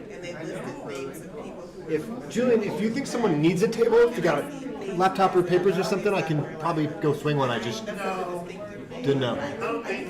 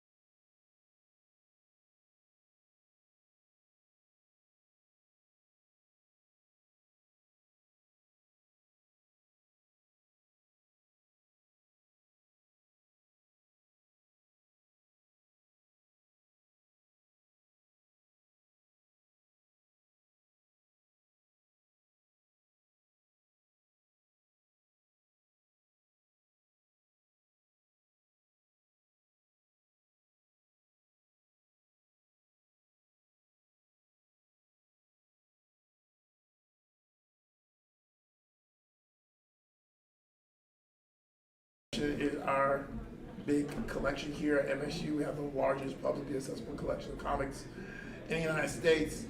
And I thought it'd be great to bring some of our community of practice here at MSU in conversation with some of our visiting scholars. Actually, Kiana and I have been involved in a long-running conversation about collection management, what can we do with the collection is data, and things. We can talk a little bit about that. But my colleagues here at MSU, I asked them because I know that they're doing things with comics in their classroom, and they have experience, and it's an opportunity for us to sort of share that out to our community here on campus, but also those people watching online. So I'm not going to do a lot of introductions. Part of what I ask everyone to do is have their own introduction, talk a little bit about what they're doing, and talk a little bit about the sort of takeaways from that engagement. So I have a snappy slideshow that's going to do some of that, and I'm going to start that slideshow and turn it over to, in alphabetical order, Valentina. Okay. First. Well, first and of if you just tell me, I will do the work of next slide for you. Okay, thank you. Well, first of all, thank you all for being here and thank you for organizing and for having us here. So my name is Valentina Denzel, and I am an associate professor of French.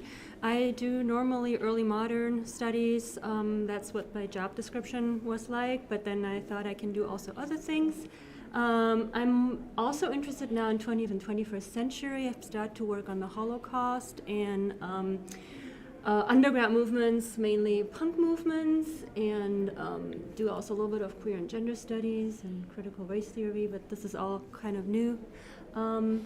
Okay, next slide, please. So the way I've been using the special collection we have here at MSU, I've done it in different classes. The first big one was my graduate class on the Marquis de Sade and how he influenced or was influenced by materialist philosophy and then influenced popular culture, namely punk movement and comic books. And so I had my students go into the special collection individually, and they had to look at some of the comic books that I mentioned here. I mean, Guido Crepax, who adapted Justine, but then also the Marquis de Sade himself became a comic book character in Gilbert Eric and then Stuart Hood. And so they needed to look at those various adaptations and influences of Sade in that kind of underground area. And then really nice, we also got a guided tour through the special collection by Randy Scott, who unfortunately isn't here anymore, and Joshua Barton. So the students had a real one-on-one experience with the special collection and actually didn't even know it was there until this class. The next slide is, so that was with graduates, and then with undergraduates, I created a course, it's 440 and 450, and it looks at French and Francophone comic books, which was new to me, and so together with my students, I engaged in this kind of voyage.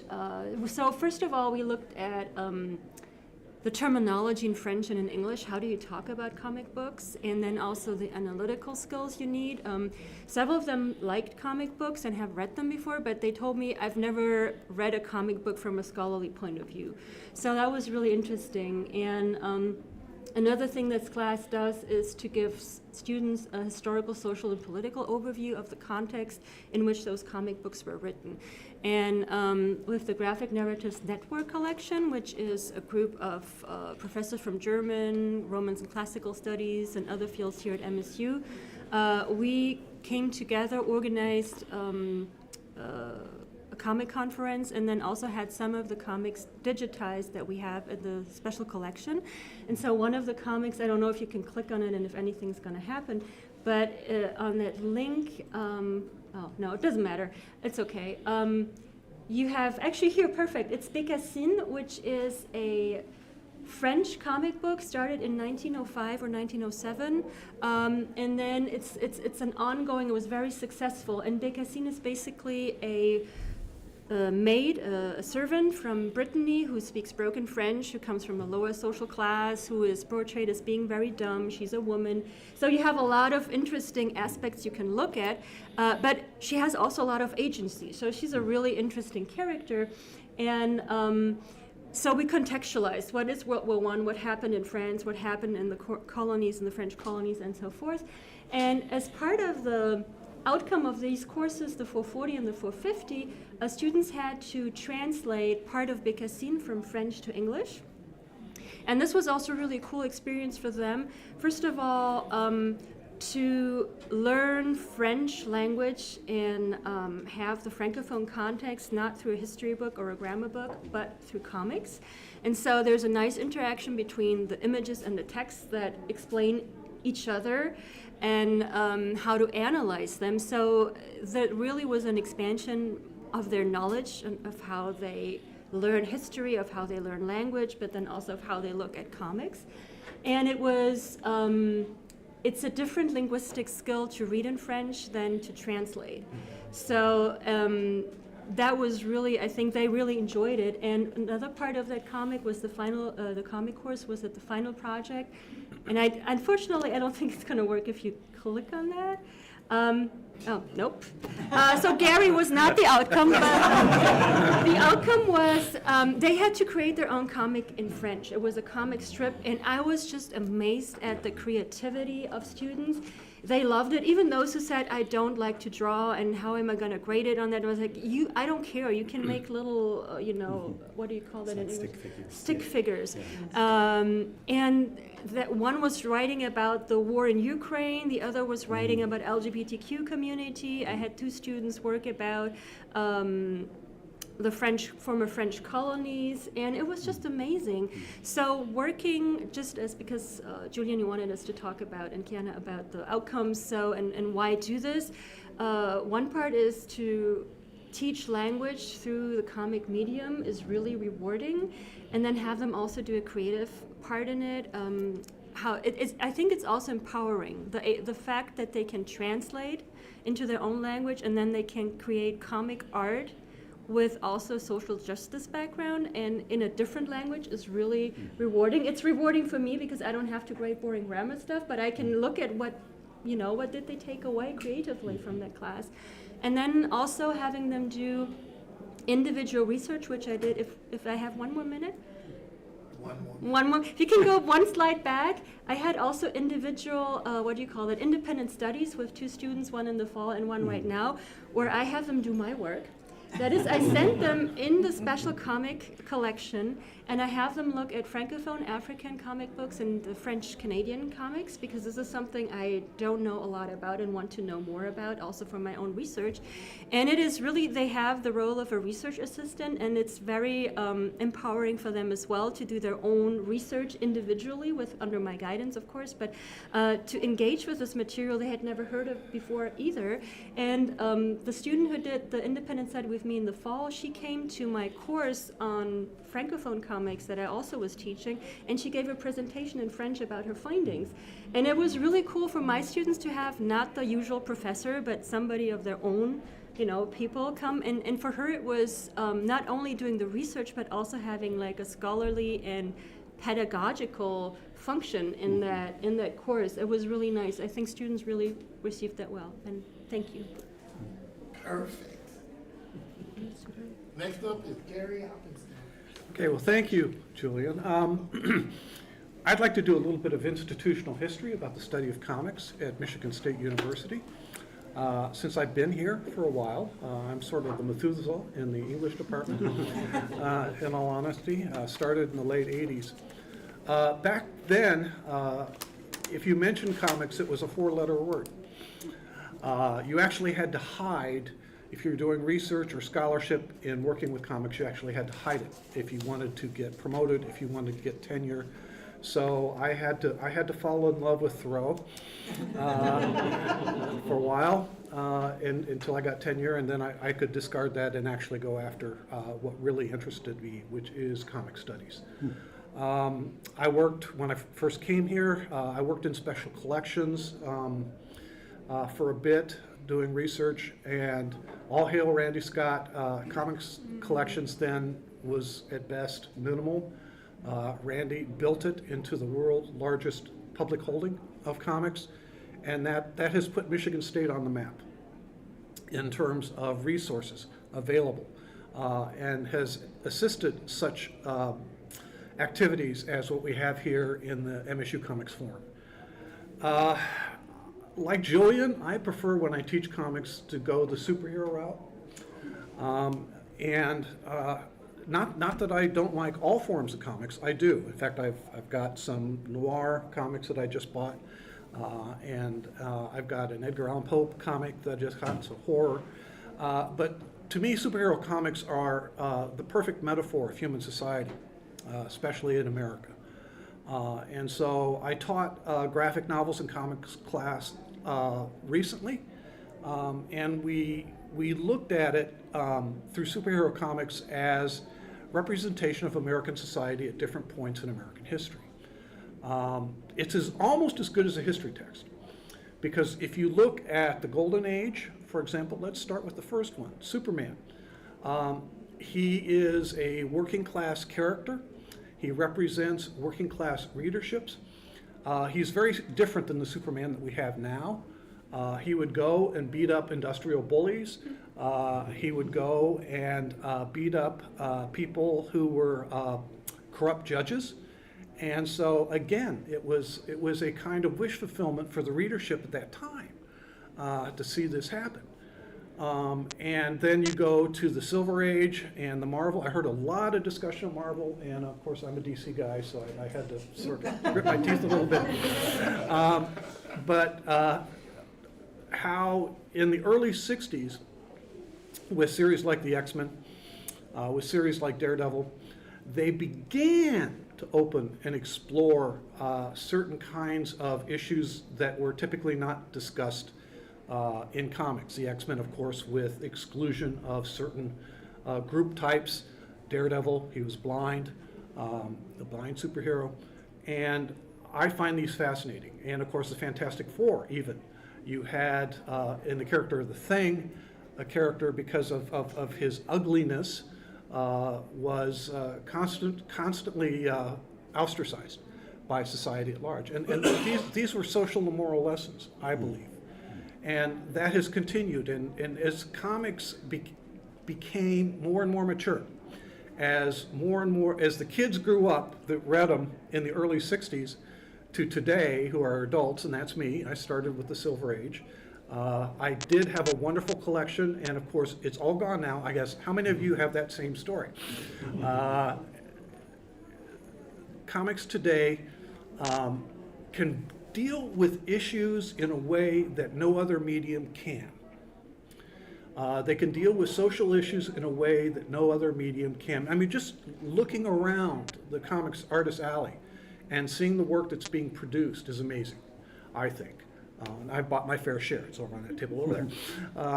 And so I think that comics can do that better than other mediums. Film has difficulty because you have so many hands in the cooking pot. And if, sometimes too many cooks spoil the food. Novels are pretty good, but illustration and storytelling, I think, go hand in hand. And I think that the issue of comics is one that is critically important in the study of mass media in American society. I've heard critics talk about the importance of film in America, for example. In 1945, claiming that film was at its height and was the most powerful entertainment medium in America. I've heard about the importance of radio, especially story radio, in the 1930s during the Great Depression. But the fact of the matter was that the most important entertainment mass media in America was the comic book, because it had a wider audience than any one of those. And you ask, well, how can that be? Because they did a statistical research that showed that for every comic book that came out, it was read by 10 different people. And so in terms of its audience, the audience numbers were vastly greater than film audiences. They were vastly greater than radio audiences. So the comic books had a tremendous impact and tremendous influence.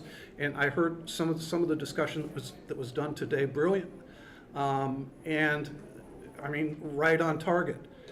MSU has come a long way since the days when comics would not be talked about. We now have, I guess I can claim, I taught the first comics course a long time ago when we had an American Studies program here. That was cut in a horrible situation. But then the English department adopted comics, thanks in large part to Julian, who spearheaded the. Don't be shy. I mean, he spearheaded the efforts for the comics minor, which we have, and he's working now on. He's shaking his head over there on a comics major. I mean, if we have a film studies minor and a film major, why not a comics? Because they are both visual storytelling mediums, and they both are important in various ways. And we are at a very different place now than we were back in 1988. And I think that that's a good thing. I've done a lot of faculty reviews here at Michigan State. And I will say that 75% of the faculty reviews that I've done, the faculty members in that class have taught a graphic novel amongst their literature. I think that's fantastic. I think that recognizes that the graphic novel and that the comic is a work of literature, is significant as literature. And we have a former graduate student in this class that I worked with, got his PhD here, and I'm working with 2 other graduate students that are working on a comic study and published a book on Steve Ditko.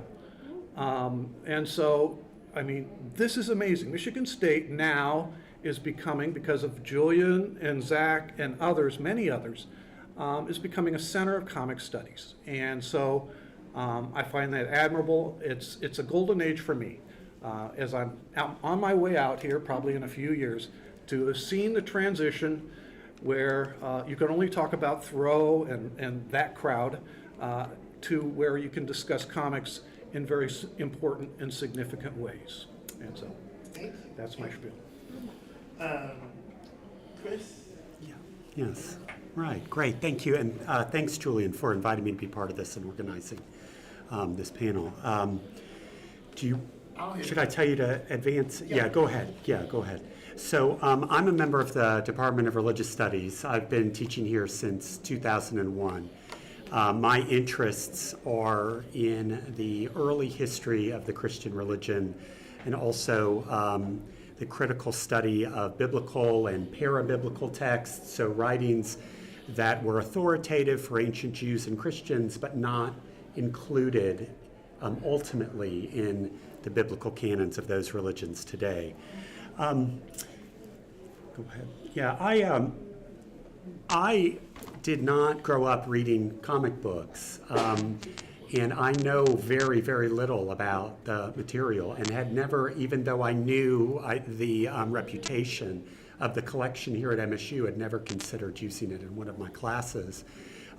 Sometime in the 2010s, I read the spectacular novel by Emily St. John Mandel, Station 11.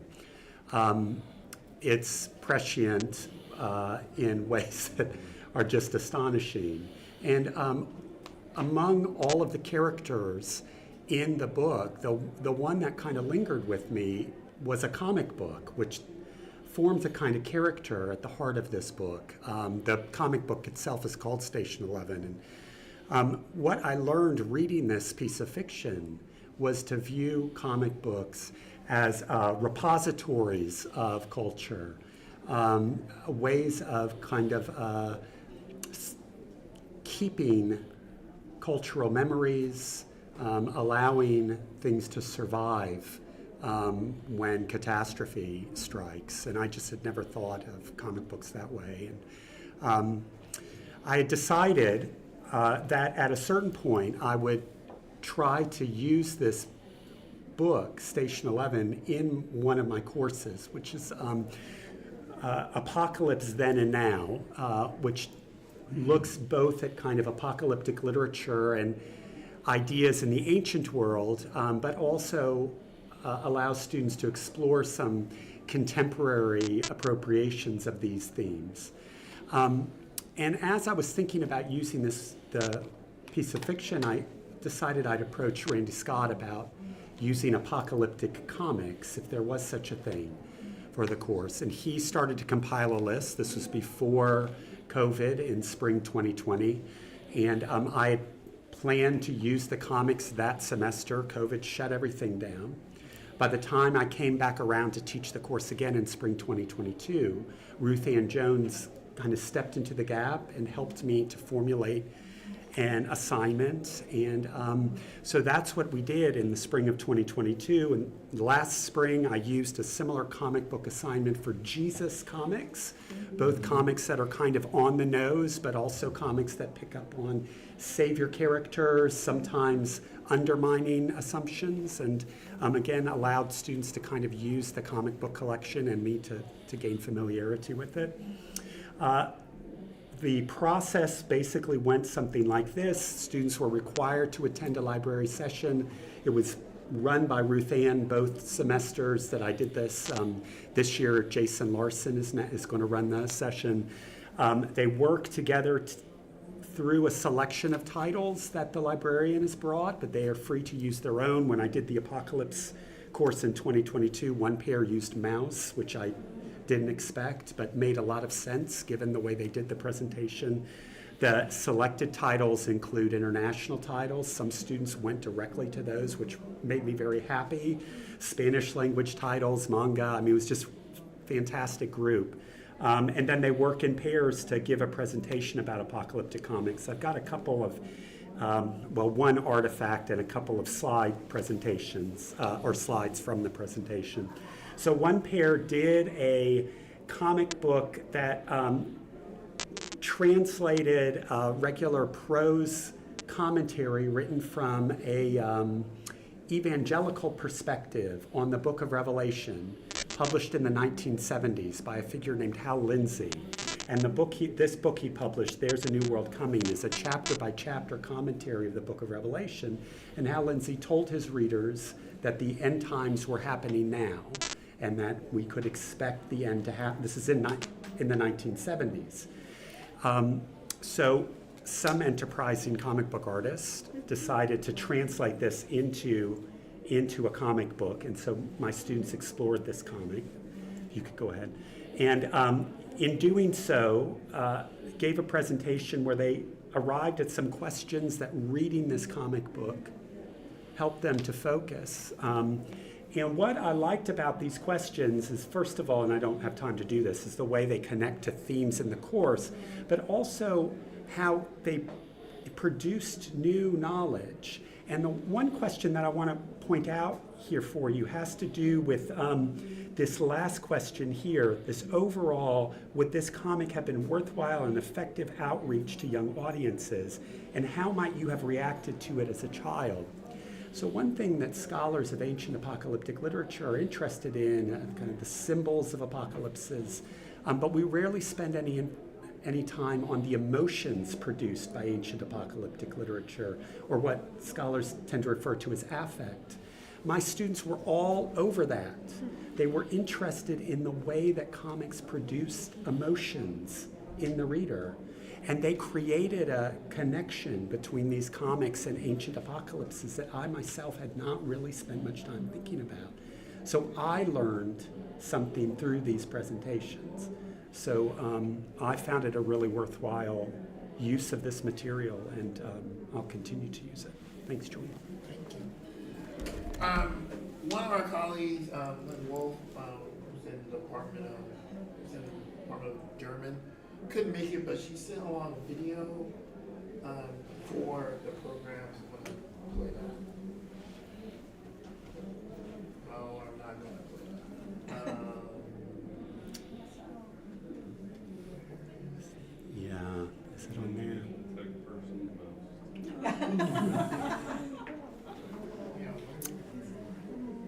Do we have any lip readers?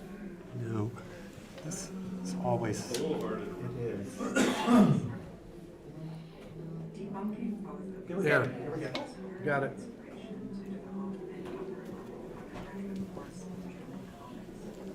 Another big inspiration was Michigan State University's amazing collection of international comics. I would like to share some of my experiences teaching comics, working with the MSU archive, and the intersection of both. I'm going to share my screen to give you a little idea. The course I developed, and which I taught for the first time during the height of the pandemic in 2020 online semester explored the history of comics, which has some roots in the German-speaking world.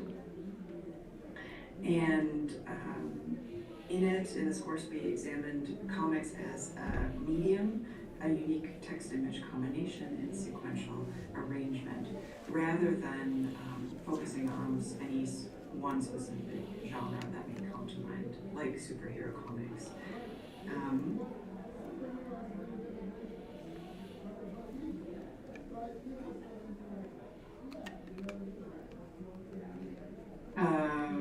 We also worked with the MSU Comic Art Collection, the world's largest publicly available collection of comics and graphic novels, and I should again emphasize here the international scope of this collection, and that's what we focus on in this course.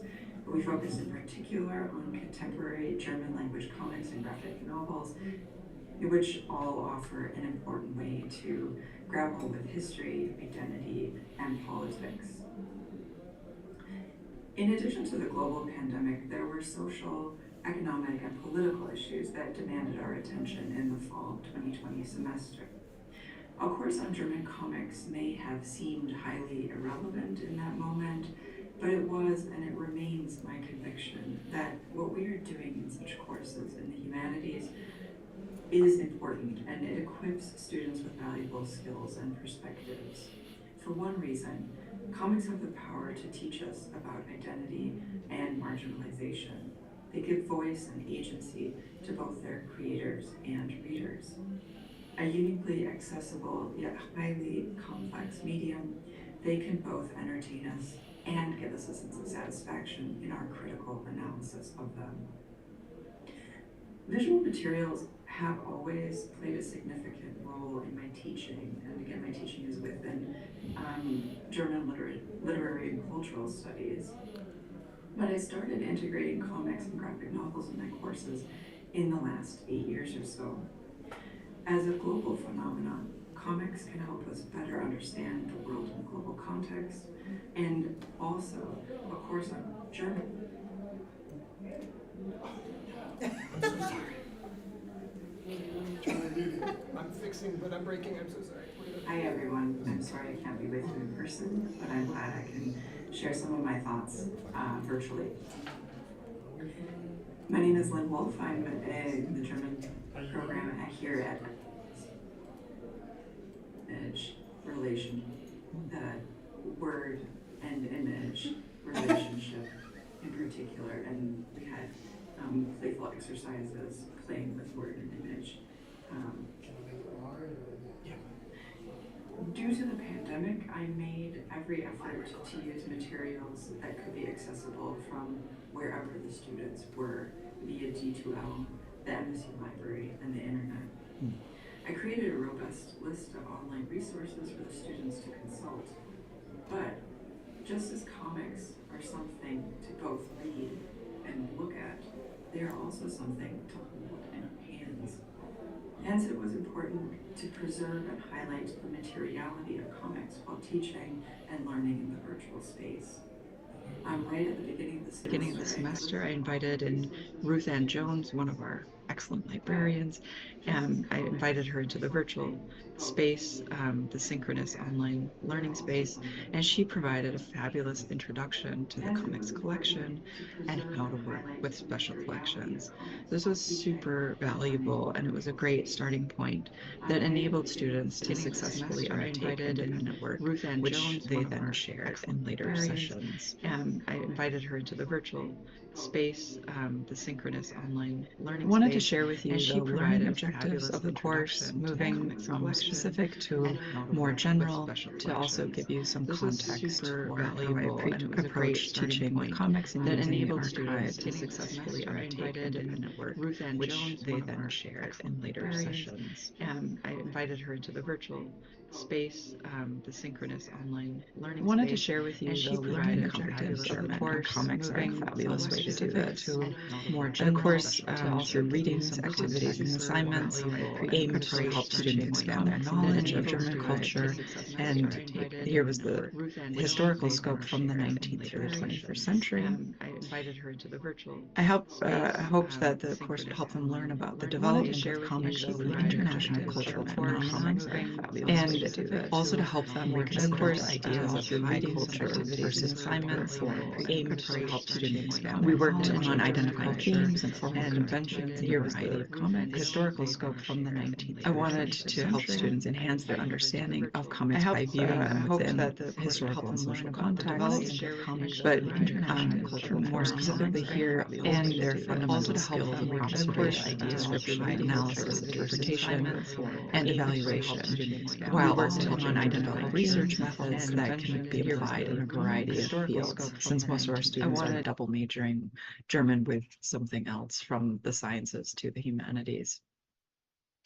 And lastly, the really important learning objective of gaining an understanding and appreciation of the dynamic, historically specific nature of reading practices in general, and how social, psychological, and political factors play a role in literature and the arts. There were, to get at these learning objectives, several assignments from production to reception, meaning students were working creatively, but also analytically. They worked individually and collectively.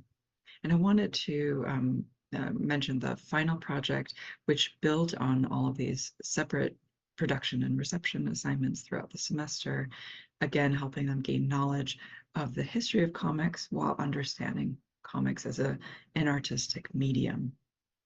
The goal of the final project was to have students synthesize what they have learned throughout the semester while delving deeply into one specific text through analysis and contextualization. And then there was finally a presentation element where they shared their insights with the class. Lastly, today I wanted to highlight one key assignment of the course, and that was having students work in pairs to lead part of a discussion on this graphic novel here, Birgit Weihe's Machermanus from 2016. This work sheds light on a still rather unknown aspect of German history, namely that East Germany brought contract workers from Mozambique to East Germany to work. After the fall of the wall and the reunification of Germany, these men and women were sent back to Mozambique, but after many years of living in Germany, they felt like Fremde im eigenen Land, foreigners in their own country, as this graphic novel formulates it. Birgit Weihe created fictional composites based on her own research and interviews with former contract workers to tell this history and to tell individual stories.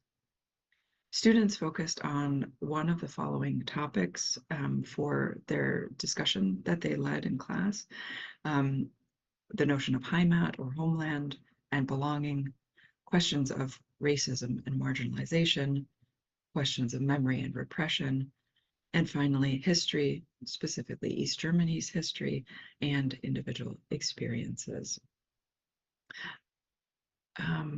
I wish I were there to answer questions. I hope I've given you a little insight into this course. Thank you.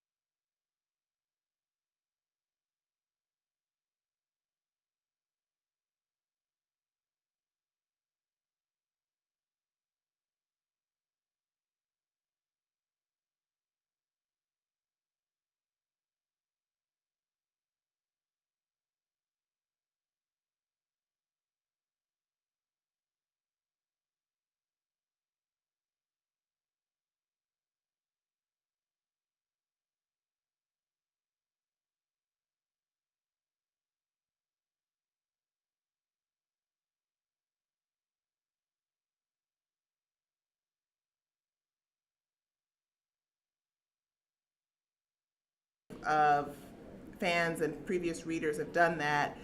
But I was at VCU, and they have a terrific comics collection there.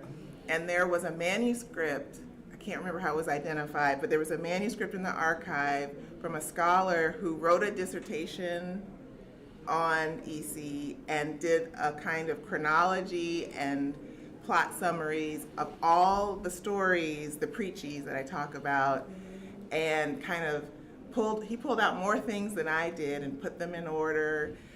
His name was Frank Newsell, and I do mention him in the book. He gets several shout outs in the book. And it was just, they had just the one copy. It had never been published. I couldn't find any information about this guy, but it was such detail, and it was so nice to see that someone had, taken the time to do all of this work. It helped me with my work.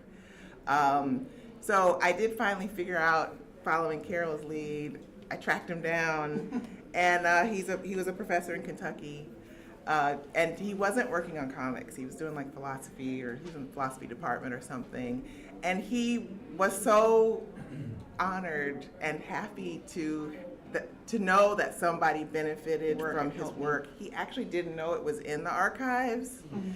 He didn't realize that a copy of it had been there, and he had moved on to other things.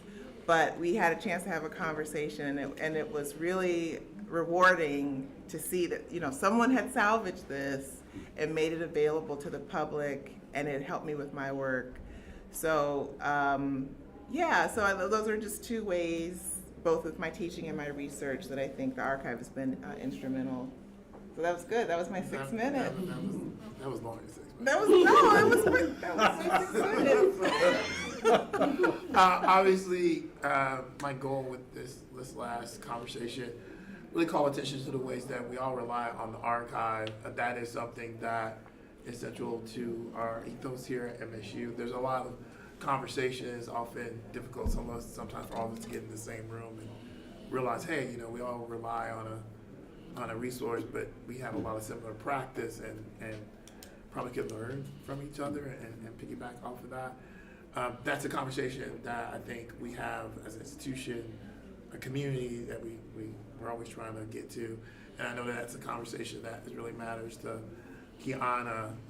We've talked a lot about the importance of the archive and her institution. And a lot of institutions have really developed some very vigorous and robust comic collections over the years.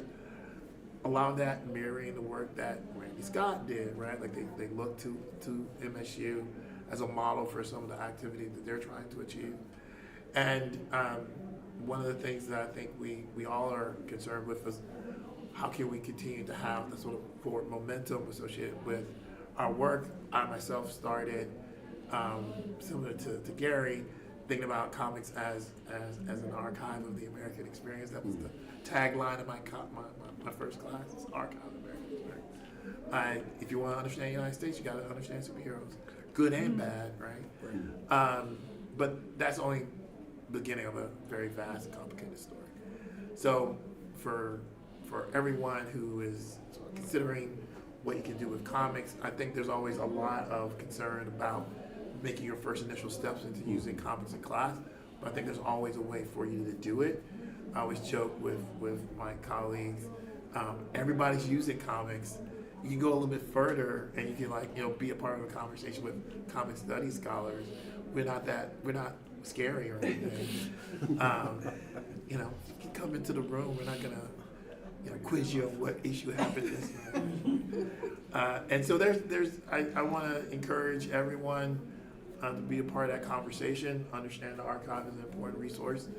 And if you want to build your own archive, there are paths that you can follow and scholars that you can look to who are doing it across a number of different kinds of fields as well. So that was what I was hoping that we get in this last sort of feel-good moment at the end of a very long day.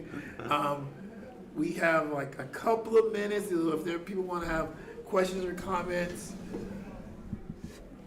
open the floor. Of course, Rebecca. Of course. Thank you so much for this. And I guess my question is just about, which I've started to struggle with a little bit more, is ugly, challenging objects in the archive, because obviously that's largely what I do. I teach like bad objects, right? A lot. But so like Anana, which I love, there are only 2 issues I'm missing. Oh, yeah. The incest issue. Oh, and yes. what's the second one, Nini or something, like that issue. And I still pull it out with a number of my feminist comments of the era, but there, there's certain issues, and I'm just sort of curious about content, and if your students encounter things like, and when I think about apocalyptic comics, the scariest apocalyptic comic I know is the Chick Tract. Attention, please. Right? And I'm The curious. Digital Scholarship Lab and Digital Multimedia Center, the Art Library and Music Library will all be closing in about 15 minutes on the hour. Like ugly The stereotypes. rest of the So I'm just building curious will be about how you open deal with until how your 6 students are p.m. dealing. I feel increasingly Thank they're more you. sensitive to it than these things. And this theft alert reminder, please do not leave your laptop, backpack, textbooks, phone, or anything else unattended for even a moment. Thank you for your attention. That's a very good question with Anana. I don't know how many know about Anana. It's wonderful that it's not very well known, so it's nice to see a scholar who also works with Anana. They were a very short-lived feminist French but international comic magazine. I don't know if that's the right word. And they tackle like incest, infanticide. There's a lot. So this is why I decided not to. I talk about Anana in my undergraduate class, but I just show them the covers. Oh, These are the topics, but we don't go to, and they're actually just shocked by seeing the covers. Yeah. And with the graduates, I mean, we read Sade, and so I mean, once you read Sade, you're prepared. But I said it's you can choose what you want to work on. So there's Justine, and then there's Anana, and well, I'm not sure which one is worse, but the Sade is definitely so. I don't think I could teach Anana in an undergraduate. Yeah. Or I wouldn't know how. Hi. Yeah, it was a wonderful panel. It also just kind of reminded me of, to some extent, how a lot of this wonderful work gets sometimes siloed by our field, and it makes me think that maybe this is a great argument to maybe co-teach classes, because one of the problems that for me is in my own work is the archive is often not translated into English. Right. And so I have to do some of that work for the students if I want them to be and I guess, Valentina, that might be applicable to some of what you're doing as well. So how can we maybe make non-Anglophone material from the archive more accessible and more, available for students? Maybe that's a bigger question. The answer to that is yes, of course we should.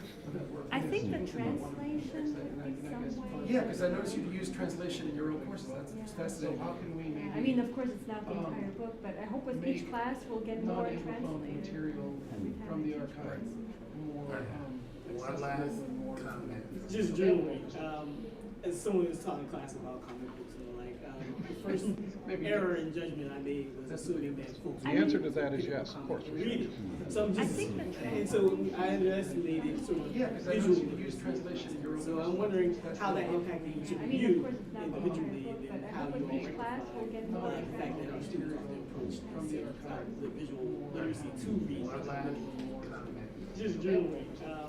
I can speak to that just briefly. This is why these library sessions at the beginning, before they even begin the research project, are really helpful. Ruth Ann's presentation took students step by step through a page, how to understand panels, to look for consonance and dissonance between speech bubbles and artwork, and that kind of preparation was really helpful. It was helpful for me. Because I lacked that. This is why this library session, thank you for getting before they even begin the thing the that research bothered project. me Really helpful. one time is I had heard a colleague say that they taught War and Peace in the class, but they used a graphic novel. as a gateway into War and Peace. And that disturbed me because the graphic novel is a separate narrative form than the novel.